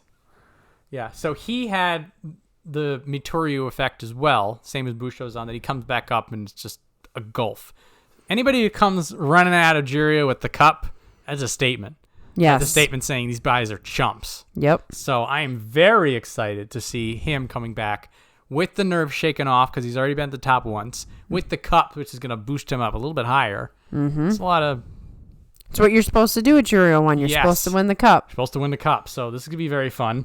Kageyaki, we'll see what comes out of him. So he's still a question mark. He has to figure it out. I still think there's the chance he does. So for everyone else, Roga, as we said, if he had beaten Daishoho, he would have been number 3 easy. Now he's probably going to be Juryo 1. The 8 and 7 is a Juryo 1, and they're going to say, nice to meet you. And then now we get this wall of suffering. Then we get here. This is where things get a little question mark. I think that the double digits at 5 is just barely maybe something. I think that they're just going to be right underneath Roga. Yeah. Because there's not a lot of strong Makakoshis to really replace them. Right. Also, because if they gave Daishoho this match to stay in Juryo, Daishoho is the lowest person down with a Makakoshi. Right. Besides Bushozan, who's... Right, the guys that we know are... Yeah. So all the other people that we talked about with losing records were lower or were higher up than Daishoho. And if he's going to keep it, then I think that we're just getting the 2. They might surprise us, but I don't see it. There's a pretty strong pattern here with how they do things. It would not be out of the question for them to pop up Tamashoho, like to pick Tamashoho, and to give him the very, very, very last rung, and then say Daishoho, enough wasn't enough. Yeah, I don't see that being the case, so I think it's just the 2. We do have Tomokaze with a 10-5, which is nice. Diamami making a run on it, by the way. So I think Tomokaze will go up high enough that we could see him in November. If he will be, he will be in the. If you're 4 or higher, like he's going to be like here, and at that point, then if you get a 9 or a 10, you're in. So that's great. It's been almost 3 years since we've seen him, and he wasn't in Juryo, but Chiyonokuni retired. Yes, he did. Oh, I knew it was coming eventually. It was like Ikioi. He got elder stock though. He's a coach. Oh, sweet. Yeah, that's right. He's going to be Sanoyama, which... Yeah, there was the whole... I was reading through the live stream comments and the name shuffle. Yeah. Wild. That needs its own diagram. Oh, goodness, that stuff I can't even... You're like, I'm not doing that one. Shishi. Everybody's talking about him. 9 and 6. Well done. Yep, he's going to... It'll probably be a couple tournaments. We've gotten a potential for November to have a lot of new faces again, but these guys have got to put September together. Yeah, for Tomokaze, for Shishi, for there's another Taka, by the way, for Tamashoho and for Kotonowaka. If the 4 of them can do well enough in September, they may be gracing the 42.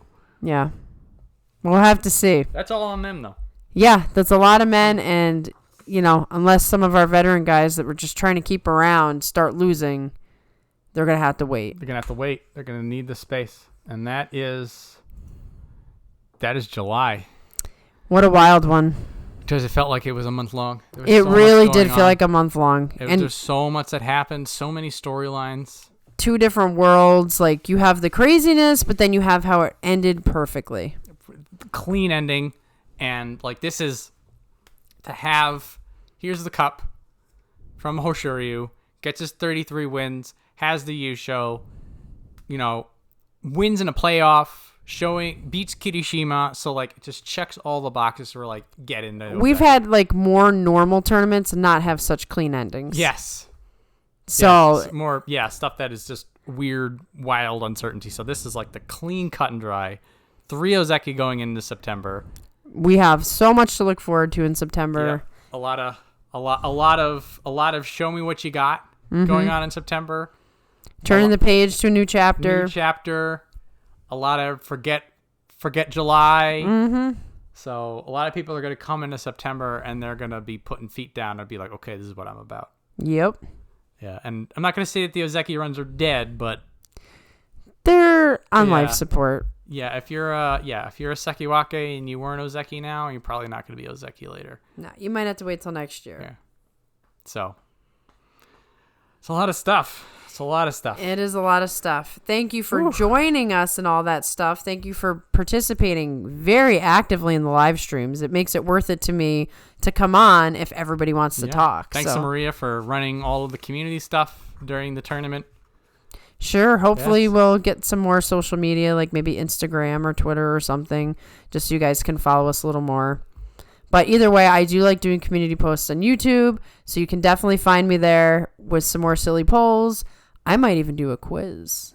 A quiz? There's a quiz There's option. quiz options. And I think I would do it based on things we've said in our podcast. Ooh. Something like, what's John's favorite phrase? Hokutofuji Yusho.